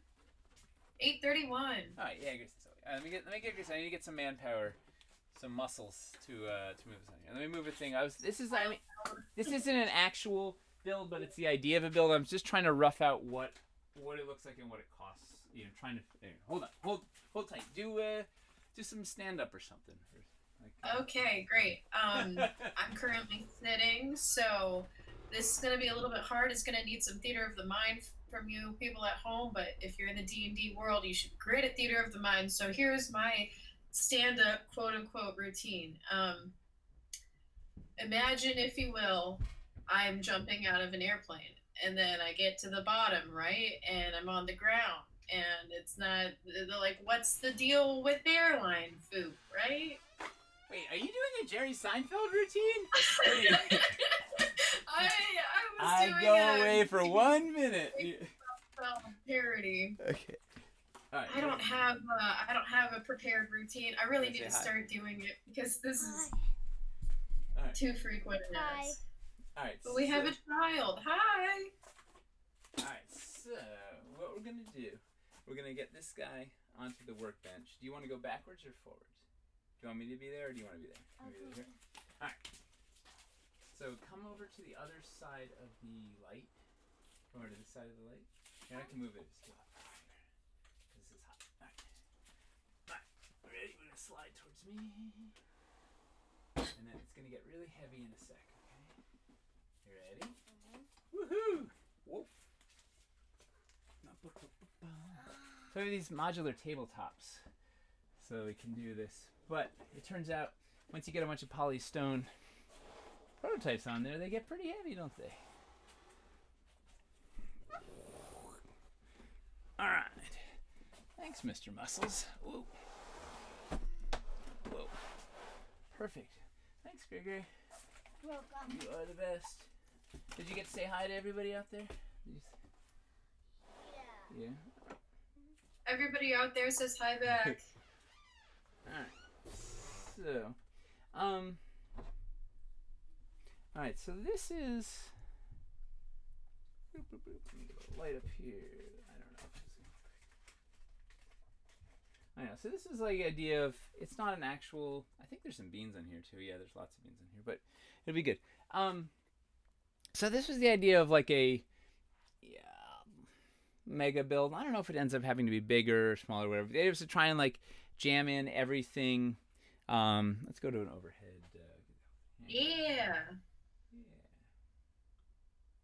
Oh man, I need to mega rearrange the camera. Oh wait, hold on. This. We need to get you a modular setup. Uh-oh. I messed up the... There we go. Huh. Well, I can't see the screen now. What did I do? No? Row. Well, that'll do it, sort of. Maybe.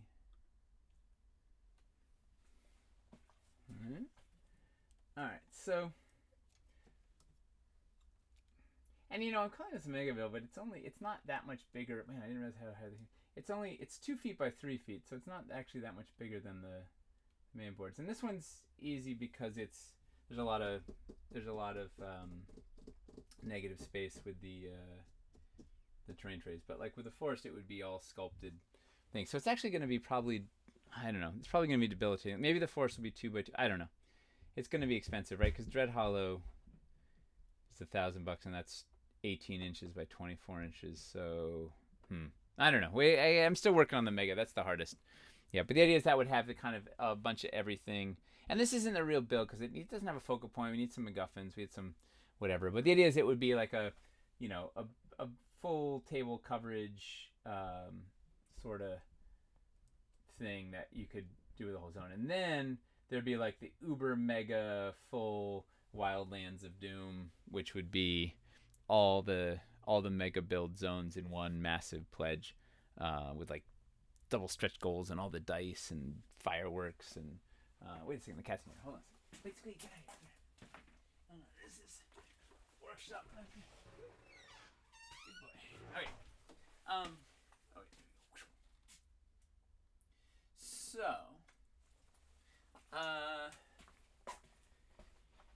does anybody have any questions yet? Let's see if we There's a few questions. There's, how do you decide the environments you're going to do in the future? Do you vote, or does one person make the call?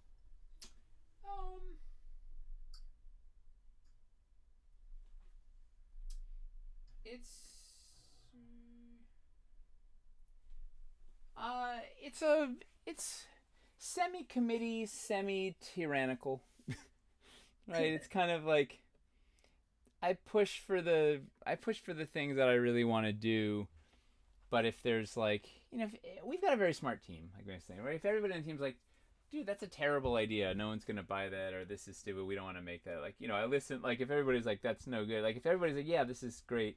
Like when we were going into Wildlands, we had a big sit down to figure out what, like we were like, what are the, what do you actually, what do you use out in the wilderness? Like what areas make sense to do first, to focus on, yada yada. Oh wait, let me go upstairs.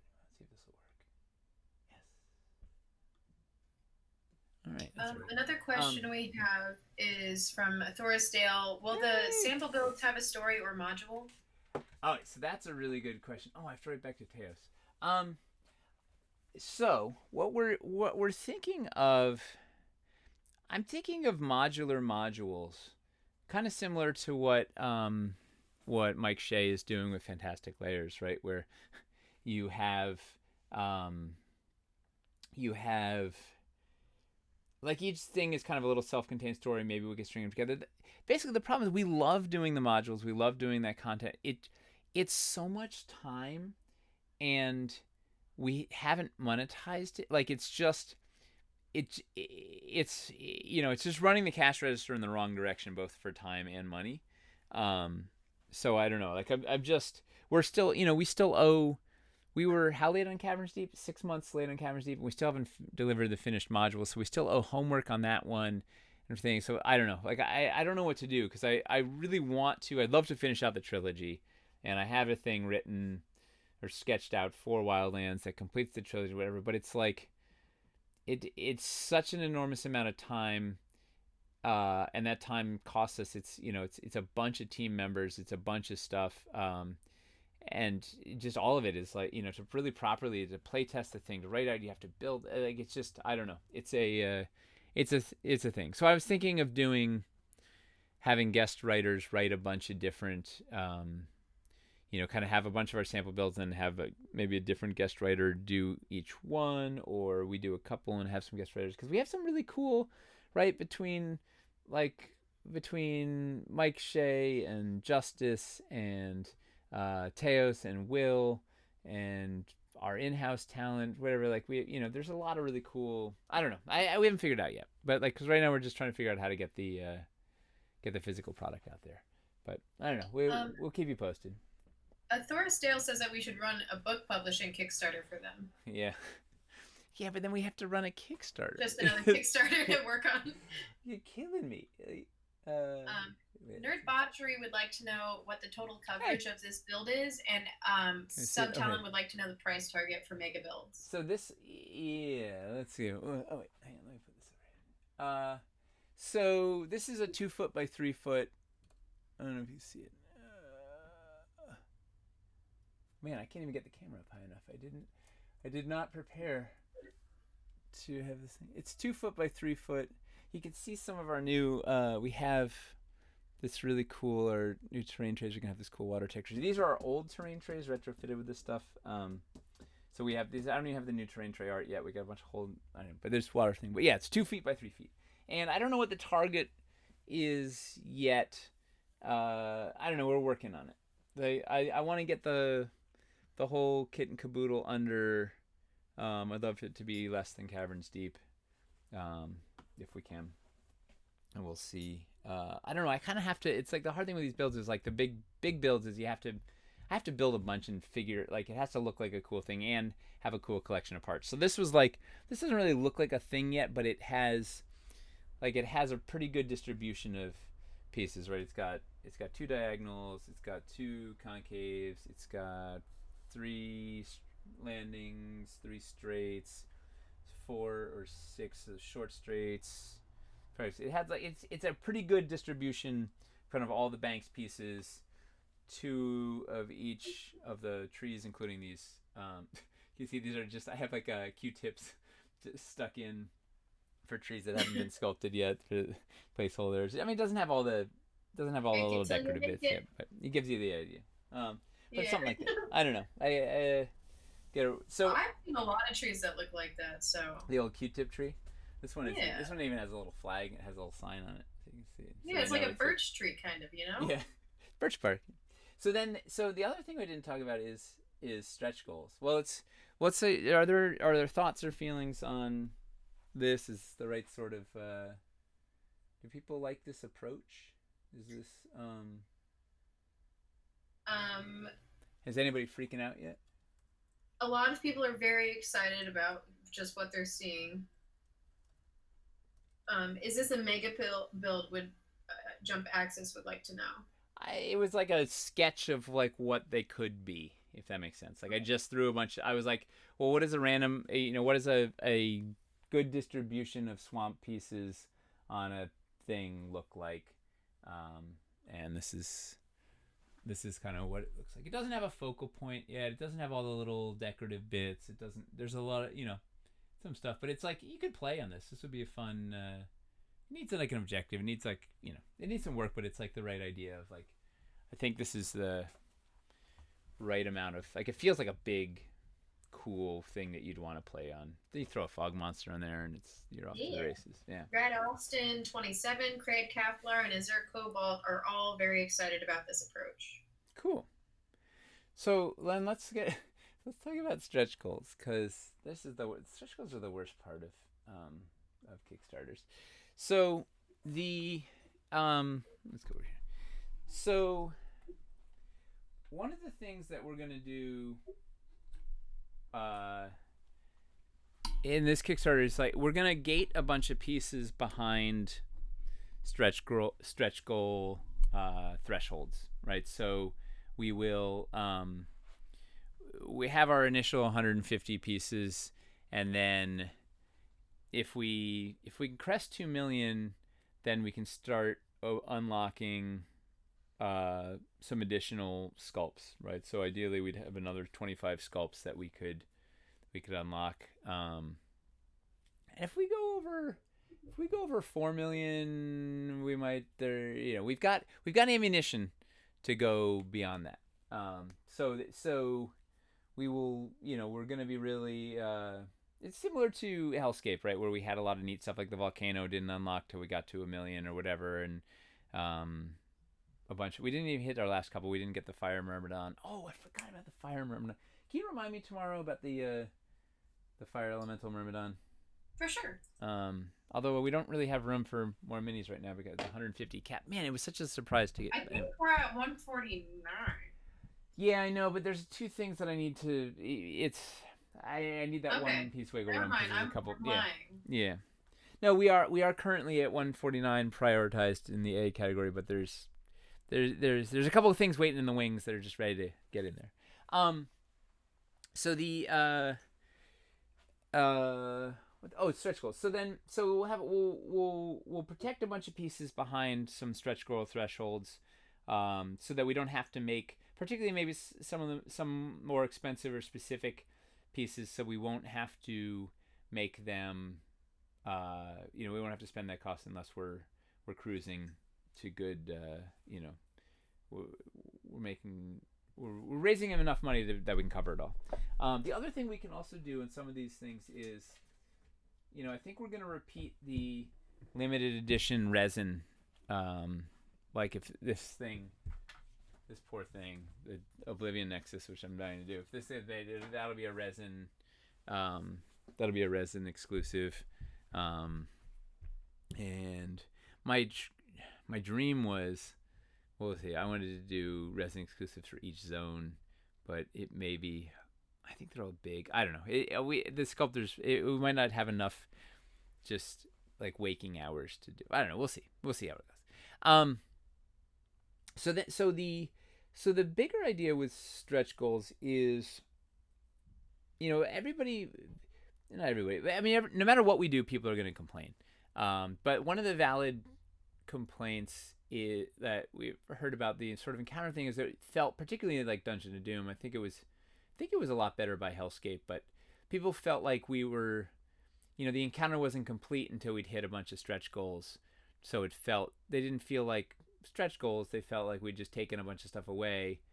And the encounter wasn't cool until it had that stuff. And so it took the wind out of the stretch goal sales or whatever. So by getting rid of encounters and sort of having these zone pledges with sets, I don't 100% know how it's all going to work, but starting at the zone pledges and up, the idea is to have theme buckets. So there'll be like there'll be a bucket of swamp stretch goals, and if you're in the swamp, if you're pledging for the swamp zone, either as part of a bigger bundle like the Uber Wildlands pledge, or as a smaller bundle, you get access to the swamp zone stretch goals. So if we've got 15, and those are all basically just either extra pieces or new pieces, right? So you get another log, or you get another lily pad, or you get another, or we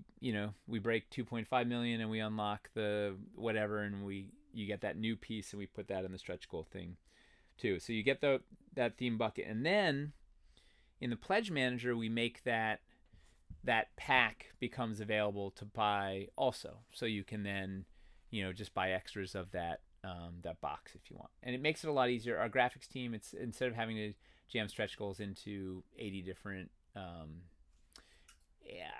sets and whatever, like we're putting them in just in a couple of zone buckets. It's easier for the factory. It's just easier across the boards. And then we have those. You can buy that set as a thing. So then the people that the starter sets, the war game sets, and the build your own have another thing going on. So the thought would be, for the starter sets, we could have a couple of, they'd have their own stretch goals. They would just be not a lot, because it's, you can't fit if it's a 60, 50, 60, $65 set, like there's not a lot of room for putting more extra stuff in there. Like our margins are really small. Like I realize now why people make dice. I mean, you talk to dice things, like the margins on dice are absurd, right? Like it's You know, that's why there's 5,000 dice companies out there. Like it's, you know, and they're small and they're light and they don't take up space and they're like, you know, dice. We should have gotten into dice. So you know, anyway, so there'll be a couple of stretch goals that can go into each starter pack, and then we'd probably put those same stretch goals into the war games set, or the war game sets would have their own, or they would just get triple the starter or something. I'm not exactly sure because I want it to be simple enough for people to understand. But the idea is that we want each also all the pledges to participate in the stretch goals. So we're not sure exactly. So if you guys have any ideas on how that could work, you know, for starter war games, a trickier one. Also because the war game pledge wants different stretch goals. Like war game pledge doesn't want lily pads, right? They want things that are going to block your line of sight or be actually make your battlefield more dynamic. Lily pad's great for RPGs, right? That's a place you can put your mini to get across the thing, or maybe it's man-eating thing or whatever. Maybe that's where the merfolk are hiding or whatever. You know, it's a thing. War game it doesn't affect. So I feel like maybe they need to have different ones. So maybe is it complicated if they each have their own? Each zone of those has their own stretch goal. I don't know. One thing that Odin Forge DM asked is it worth it as a stretch goal to make certain zone pledges larger to add more pieces to that set, kind of like making more bread and butter pieces available as a stretch goal? Yeah, we're gonna like the idea would be like some of the swamp zone pledges might be, you know, yeah, you might get another. If you're in the swamp zone, you might get 2 more of these. You know, get some just more bread and butter, get more coverage and utility. Particularly like this, literally, I pick up this piece because I can't have enough of these little corners. Like I go through these like crazy. So like, you know, we'd love to just pour a bunch more of these into that pledge, so you've got tons of utility. Similarly, like the little concave is another good one, right? Like if you've got tons of convex and concaves, you can make any shape, whatever, and so like that stuff is yes. I'd love to put some more of those, and the short straight banks also are really good. Like just stuff that can give more utility to that set, absolutely, right? And more, you know, just more options. Like what's better than a cool giant floating single log? 2 of them, right? Yeah. So then, let us know if anybody has any good ideas on how to do wargame stretch goals. So then here's the crazy one, and I haven't run this by Jay yet, so I don't know how it's all gonna work. But you're gonna run it through the audience for yeah, you know, it's just right. this is behind the curtain. We're just going. We're giving the thought process here. So, the thought for build your own wildlands would be because so previously when we were putting stretch goals into the various packs, pledges like the build your own people could get that, you know, you get the stalagmite pack and it now has the extra stalagmites. That's great. Everybody's participating. Now, if they're just going into buckets that then you have to buy separately, it's not really, you know, you're not getting them as a build your own person. So, the thought was to have price thresholds where you would gain access to the stretch goal buckets. So, you know, if I'm just going to make up a number of like, you know, if you're in for $600, you get access, you get 1 bucket. You can choose your flavor.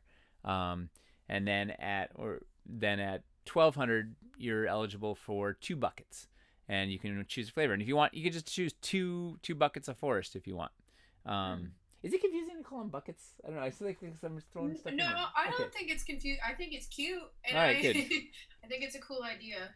Well, I mean, we won't actually call them buckets, but I'm calling them buckets right now because they just dump everything there. But anyway, so then if you go to, you know, maybe then at 2,000, you get access to, you get 3 buckets. And once again, you choose the flavor in the pledge manager or whatever. You could always put like a treasure chest too instead. That's more yeah, you know? yeah. Bag of holding. I don't know. There's a lot of, whatever. Yeah. But something like that. So like it would reward, you know, if you're spending $3,000 in the build your own you get 4 buckets of stretch goals or whatever. I don't know. And those numbers, like, I'm just making up these numbers, so I don't know. Like, don't hold me to it when you're like, I just spent $3,000 on the build your own. I only got 3 buckets instead of 4. But it's something like that, so that you could, we want to incentivize, because there's a lot of people. The build your own is a great pledge. A lot of people go to the pledge, particularly like our diehard Dwarven army, who really want it. You guys know what you're looking for, and you want to really kind of hone it in. So I'd love to have some way to let everybody get a bucket of free stuff, or multiple buckets of free stuff. I don't know. Is anybody freaking out about going beyond encounters, to having sort of basic pledges and maybe sample build bundles and some mega builds and then like an uber mega thing or whatever? Like, is this like outrageous? Are we crazy? Is this are torches and pitchforks gonna come out? Like, I haven't seen any yet. A lot of people seem excited by the potential bucket ideas and are offering names like cauldron, ooh, baskets. no bad. And then Sazath01 says, I feel like this is how stretch goals were meant to be used. The more you spend, the extra stuff you get. Yeah, that's the idea. And we got to figure out, and the challenge is, you want to make a system that works for everywhere from 1 million to 5 million or something. Like, that's the other, like, if the system breaks down, if we're suddenly giving it, if we make it to 5 million, which would be the greatest thing in the world, it'd be unbelievable. And suddenly we're giving away, $3,000 worth of stretch goals to every backer, we're in trouble. So there's, we have to figure some way to scale the whole thing out. There's a few questions. I know so this is all still a work in progress for everybody asking this question, but for you to like kind of help, unmuddy the water. Well, a lot of people would like to know how many encounters or like kind of zones you would be having for the Kickstarter. Not a lot. You can count them on one hand. And that's the thing, is like part of the reason for doing the show is to kind of let you guys see what's going on in the thought process. So I'm kind of, I don't know, it's kind of bonkers. We never really talk about what we're doing, but until we launch. So I'm interested to see how it all shakes out. See if this helps us or not. Here's another question for the audience, unless there's more questions. All right. How do we help mitigate the sticker shock? Right? So, I did a rough swamp build. Was it yesterday? 2 days ago? What is time? I don't know. Maybe it's yesterday. Was it just definitely yesterday? This week. Yeah. And so as a test, I put it up on. Well, so I did 2 things. One, I did a collection of scatter. That was like a starter collection of scatter, and I put it up on Slack, and I said, okay, everybody, privately send me what you think, if you were just a random backer that showed up, what you think this would cost, and then, as with your sort of behind the scenes knowledge, Dwarven Forge, what you think this actually is going to cost when it gets to the Kickstarter. And then I did the same thing with a 2-foot by 2-foot swamp build. Same process. So the only difference was, one was just 10 little pieces of scatter rated on the desktop, and one was just it was a full build. I built it out, a thing, whatever. So this is like a sample build, and it was crazy social experiment. So the little thing that was just like 10 or 12 pieces of scatter, whatever, was everybody guessed. They're like, well, I think it'll cost. Everybody guessed either exactly what it costs or just a little bit more, right? And they're like, but knowing what I know about what we make, their guess for what it actually cost was actually more than it really cost, right? So let's say it cost $50. Everybody was guessing between like 50 and 60. Should I just say the prices, even though it's all kind of made up, so it doesn't matter. But so it was. You might as well, because if they're going to be stocked by the right. So it was a $65. It was a $65 set of pieces that I thought was like a good starter set, and everybody was guessing that it would cost between 60 and 80 or something, and they thought the actual price, they're like, well, we're actually going to have to sell it on the Kickstarter for between like 70 and 100 or something. Those were the guesses, right? It was $65. So like it looks like between 60 and whatever. So I'm like, oh, this is awesome. This is like it, the value's there. It seems like good. And I'm like, guess what? It's only $65 painted. Like this is going to be a thing. People would say. So we did the same thing for the swamps. And this is a 2x2 build, bigger than Dread Hollow, right? Dread Hollow is only 18 by 24. This was a kind of imagine from this over, a whole bunch of banks, bunch of trees, things. It was like, the whole thing, 4 terrain trays, a cool glossy water thing, nice things like, and I was like, what do you guys think this costs? And it was like I think a backer will think it should cost it would range from like 175 to 200. I think the upper echelon of people were guessing was $300. So like between 175 and 300. And they're like, well, but knowing what I know, I think it'll actually cost, and the guesses were generally like 300 to 400, somewhere in that range. The outlier being Chuck, who like nailed everything like almost exactly. Like he's got some sort of robot brain going. But he did it again this morning too. The what I did this morning, he was like, I think he's just he's one step ahead of you. He's got a spreadsheet running in his head, and he's just like, he's like calculating the prices and whatever.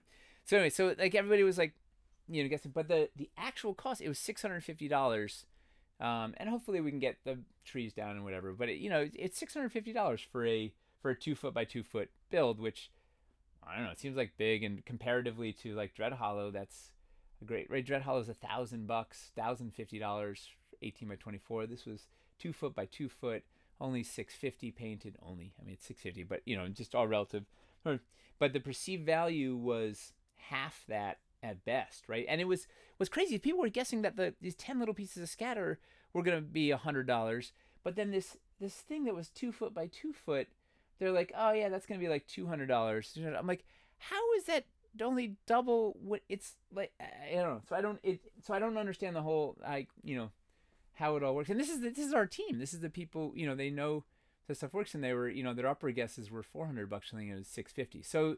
So it terrifies me about the sticker shock that everybody has when they roll into a Kickstarter, when they're like, oh my God, that's awesome, but it's, it's $800 or $600 or whatever. So anything we can do, like how do we reduce the sticker shock? Because it's, the reality is these things are like, this, where is it? This piece, like, this piece is like $30. It's a lot, but it's highly detailed. It's got things. It's got its hanging off root. It's all it's whatever. It is what it is. Like it's $50 for a full one. It's $30 for this. Makes sense. Whatever. But it's like $30. But then suddenly you put it in a whole bill with things, and that's suddenly $1,000 or whatever. So it's a thing. So how do we? Anybody know how do we get around that? How do we de-sticker? How do we not throw ice water on everybody on launch day? A lot of people are saying they kind of expect sticker shock and have learned to be okay with it because of the quality and like just consistency in our pieces. There have been a few suggestions as well. Do you want me to read through them one by one, or do you want me to just do all one go? Yeah, why don't you power through, and I'll interrupt you if I always Hoppy do. Hoppy Hippo says, I don't think you can, to be honest, Nate. I do think that the trick is to show the terrain in a large number of different uses. Yes, and we're gonna do. The idea is we're having we have less offerings theoretically, so then we don't have 15 crazy encounters, whatever. So it's the idea is we'll have right from day one, we'll have alternate builds. If this is like the 2x2 swamp thing, we'll have at least one alternate build, if not two, of all those pieces. So you can see, hey, you get this pack, because that's the thing, right? We're not selling you a set, we're selling you an environment, right? We're selling you, hey, hopefully this can make, you'll use the 20 different sessions in the bog, you'll use this. Like it's gonna be thing. So yes, that's a good, we're with you. Love it. What else we got? Next we have Azure Cobalt saying, all I can say about sticker shock is that what got me into Dwarven Forge despite price concerns back in the Kickstarter one is demonstration of quality. It will last forever, and versatility, which you can actually do with the builds. Got it. Night of the Phoenix says the best way to deal with sticker shock, I think, is to have a lot of smaller packs to pick from, so you can have a nice range of pieces without spending $1,000. Well, and that's I was comparing like a tree to Gorma, this giant Reaper, crazy cool purple worm thing. Wait, this is like what, $20, $22? Anybody know? I think his name's Gorma, right? Anybody know the price on Gorma in the Kickstarter? I think it was 20. So we have like a tree that's similar size, unpainted, would be about the same price, but we sell it in a pack, a $600 pack, and so there's sticker shock, but like. Reaper gets you because you go to the pledge manager and everything's just individual. You're like, oh, 20 for this, 10 for this, 5 for this, 30 for this, and then you get to $600. You're like, whoa, that was $600. But you're like, well, I don't know. Versus we just go hit you with the whole thing right up front, and then people are like, well, I'm not going to spend $600. But if they'd gone through and individually picked 30 for that bank, 10 for this log, 5 for this, they'd get there the same way. But it's the gradual, right? It's the frog in boiling water thing. Right. Gorma was $15 in the Kickstarter, says Finley Shards. 15? What's it in the Reb store? What's it? I'll wait for that comment. Right. The next suggestion going through is from Subtalon, who suggests the size of the build is more important than the number of the pieces. The size is more important? That is what he said. He did the a coverage. greater than sign for that. So yeah, unless he got his math wrong, that is what it should be. Well, so that's a question, right? So people like table coverage is a thing, right? Especially the outdoors, right? That's the you know because you gotta cover at least 2 feet, even 2 by 3. This is a whole bunch of stuff, but it's still not even that huge. Like a monk could cover this in one round. They could cover the thing. Although we got the swamp water and whatever, but. Yeah. $30 in the web store, by the way, for Gorma. What? That's what Finley says. Wow. So then that's really so our tree is not crazy. Okay, huh? And then Spec Pole says, what about offering any tree encounter as with tree or with stump toppers? That's not nuts. Other executionally a little hard. I mean, we were trying to do the same, basically that thing sort of with and without floors was that's why we're having the floors light versions and then the sort of the mega builds with floor versions. It was the idea of sort of pull the floors out so that we can reduce the cost a bunch. Some of the trees are self-contained, right? Like the slink root doesn't have a base, so then would we pull that? I don't know. That's an interesting thing to think about, right? Because the trees are a big expense. That's an interesting. Well, that's a good one. Yeah, keep it going. And then PC Sermally says a longer pledge manager helps people get some more money together. It does. The problem is we need to get our order in. If we're going to deliver on time, we have to place our order, and we can't place our order. I don't know how Reaper does it, right? They keep their pledge manager open for a year, which means I just end up putting 4 times. I keep adding to the damn thing, which is why they do it. But maybe it's more than 4. Anybody else more than 4? I don't know. I had 4. But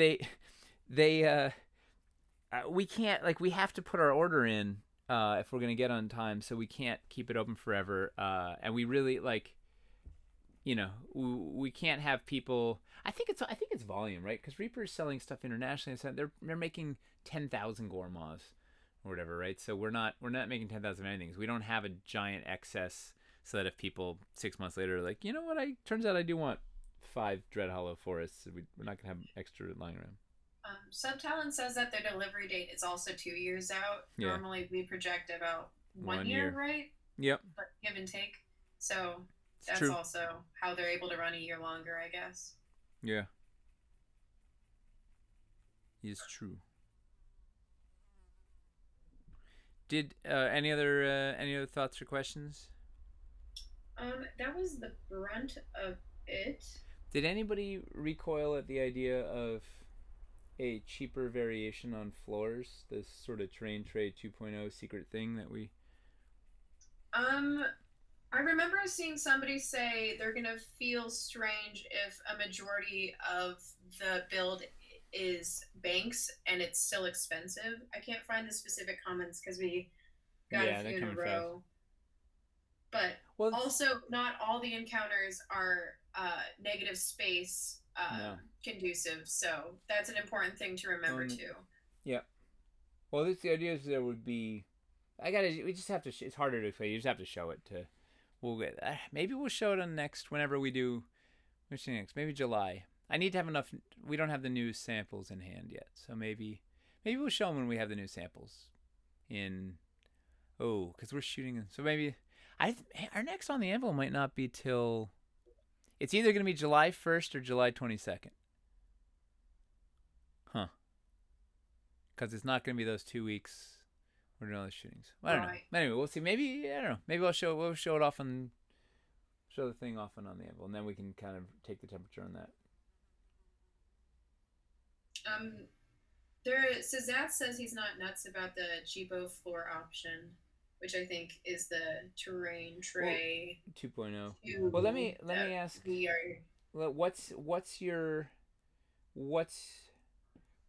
What do you tend to spend? Like, are you in the market for are you going to spend $1,000 for a forest encounter with sculpted floors? Because yes, there's people that are not going to be into it, and that's where. So the idea was we wanted a kind of a mid-level pledge that would let you get all the forest stuff without having, you're basically dropping $700 out of the price, but still having a bunch of cool forest stuff and be able to build something that looks like something. Oh, and of course you can just get all the upper stuff, just as you just go build your own and buy all those sets themselves. And maybe we'll just offer it even like sans floor altogether, or you could just do the packs, maybe the bundle. I don't know how we'll do it, but like you can just get all the stuff without it and just put them wherever you want, on your dry erase mat or on your cool war game table or on your living room carpet or just buy all the floors. But there's definitely that the spike in the floor price is like it's staggering.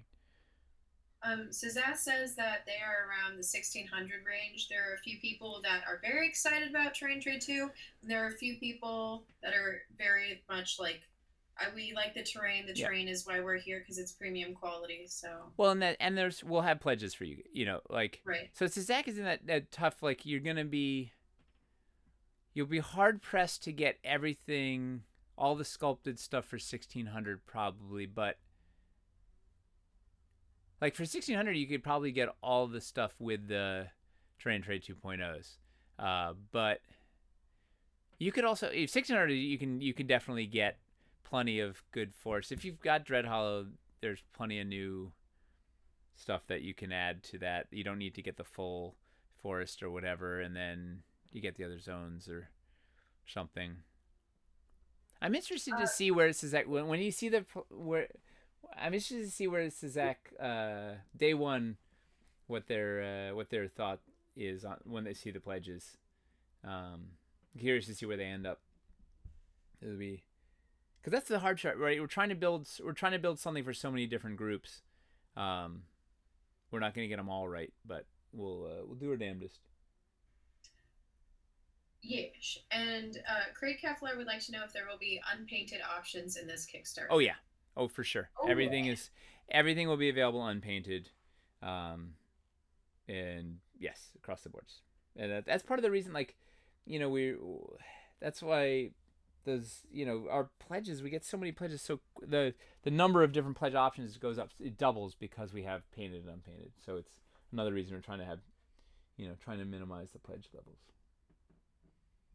But yes, definitely. Unpainted options so you can paint away, because there's lots of fun stuff to paint on this. Yeah. Any other thoughts, comments? Or I show a couple of teasers and get out of here. Is it 9:00? Oh my God, it's 9:00. Yeah, let's do some teasers. All right. What do we have? So these were, I think we started showing a couple of these on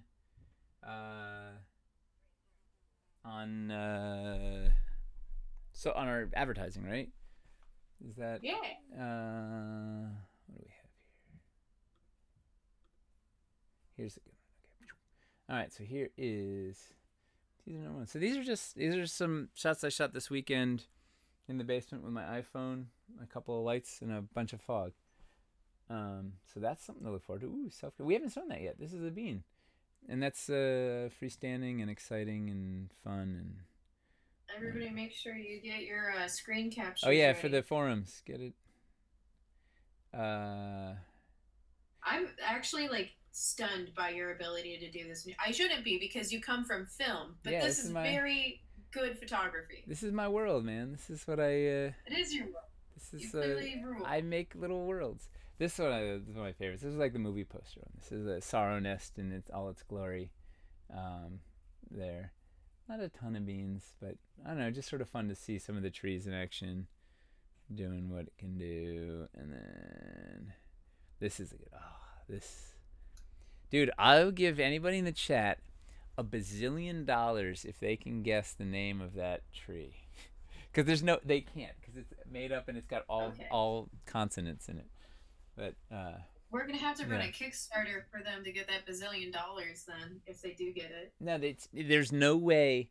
There is no way anybody in the world can guess the name of that tree, except like. Yak six says Iron Maw.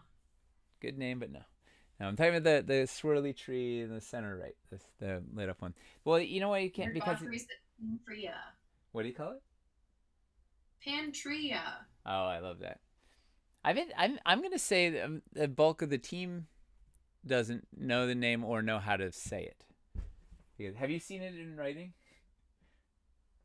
Yeah, because it's a bunch of nonsense. It's Eli strung together a bunch of Welsh. So it's the best. So here it's the Quildren tree. It's Cwyldren. Yeah, is that all consonants? Yeah. It's a like, how do the Welsh people not just go? Yeah, it's a Quildren tree. It's a Fey helix tree. That's like I love that thing. It's majestic. Very lovely. Yeah, a Quildren. It sounds like it was named by elves, because Yeah, our office elf is the one who named it. So we got some elves. Yeah. Got some words. All right, I think that does it, right? Man, it's nice to be. It's nice to say hi to everybody again. I'm sad we're not going to be. I wish we had the bandwidth to do this every week.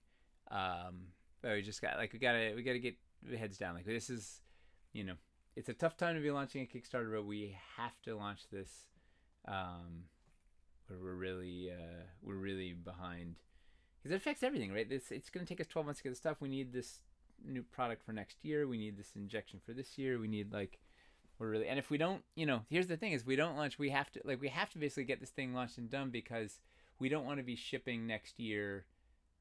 We don't want to be shipping next November because we're in holiday trouble. Everything goes up, the costs go up, the time goes up, the complications, all the emails coming in, the thing so we have to be shipping by September, October next year at the latest already. So we're really up against the wall. So we're buckling down. We'll miss you guys. But I don't know. Also, sadly, we did not get to 15 for the fundraiser. What are we at? 14.5. That's 14 and a half. So it's not bad. I was looking for. I have the little anvil. I was gonna say I have a piece of follow up from last time is my dad reminded me that he has a 300-pound anvil still. So I'm going to inherit a 300-pound anvil at some point. In like 20 years when he's dead. No, but how? Oh, I don't know. Like Grayson. Yeah, I know. I don't know, but we are definitely gonna feature that anvil on the show whenever that is. That's awesome. Yeah, we'll start with a close up on the anvil. Pull it up. Yeah, it's like a 150-year-old anvil or something.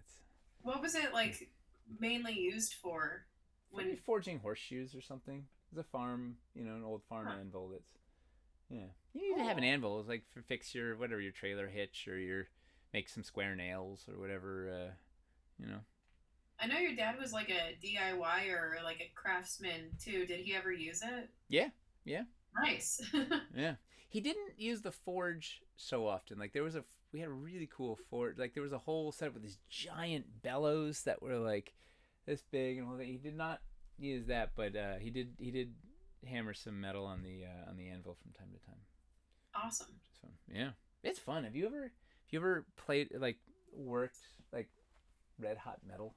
No, but I would Like, love to. I think that we were talking about doing knife building once for the office. So yeah. like I'm like ready to draw blood whenever. I just need to get that You, blade. you don't need to bleed. You don't like. I mean, you don't need to. Yeah, but Also, it's for did you fun. know I like learned a fun fact the other day about how many people it takes to make a blood forged sword. Let me find the number. This is gonna be good. It's gonna be good. I took a sculpture class in college just so I could play with metal, like so you could acetylene torches and a TIG welder and a MIG welder and thing. You could heat stuff up, bang it. It was like, oh, it's awesome. Well, you need 400 people to make a sword, but like Wait, that's just one Facebook account. Like that's fine. wait, the blood of 400 people? Yeah, to get the metal and make a blood forged sword. How did they? What, I there's so many Math. questions. Yeah, Just that's science and it's the math. best. Don't question it. I won't. Science and math. I love it. Well, I think that's enough science and math for tonight. Let us know. We have our new email up now, right? OTA at Yeah. dwarvenforge.com. Yeah, I will post it in the chat, Yeah. but it's just OTA at dwarvenforge.com. I am going to be moderating it, and then we'll be able to like see everything you guys want to send specifically to us, so it doesn't have to go through like social channels or anything like that. But Oh, we forgot reach out the to us. we forgot the build of the fan build, which is a really cool one. He sent me all those cool pictures of it too. I can post it on Discord for Yeah, everyone. put it up on Discord. It's a really good one. Yeah, okay, Yeah. for sure. But It yeah, was submitted on Facebook by somebody. Let me see his name, Casper Lake Hansen. Very cool. I'll post the photos in the Discord, and if you're in the chat, I was super impressed by what I saw. Yeah, it's awesome. So yeah, send us your builds, send us your ideas. Join us on Discord, join us on Twitter, join us on YouTube, join us on Facebook, join us on where else do people join us?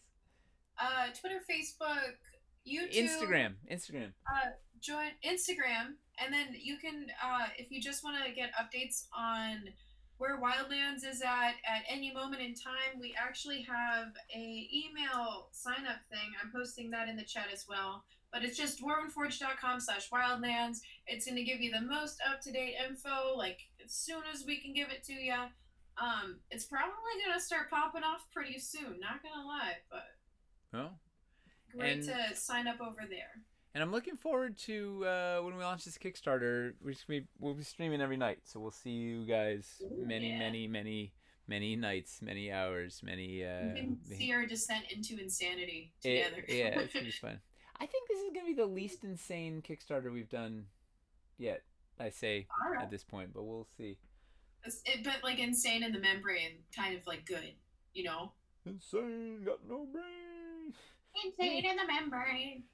Yeah, I drive past Cypress Hills on a regular basis, right? I'm going to walk there this weekend. Direct line from the office to my home. Yep. Yeah, it's the best. Nice. All right, well, that's it. Thank you guys. It's wonderful to have your insight. Let us know what you think of this. Does this seem like the right? I don't know. Does the structure make sense? If you've got any ideas on stretch goals and pledges and whatever, send them to us. Let us know your thoughts. Yeah, we're just gonna keep building this thing and trying. We're trying to have as many options so that anybody at any budget level can participate in a meaningful way. And hopefully, if you want with or without floors or with whatever, you can try and give you as many options without driving the factory crazy. Yeah, we've so many cool things to share. I'm really excited to show it all. Ooh. So, that's it for tonight. Thank you. Bye, everyone. Bye.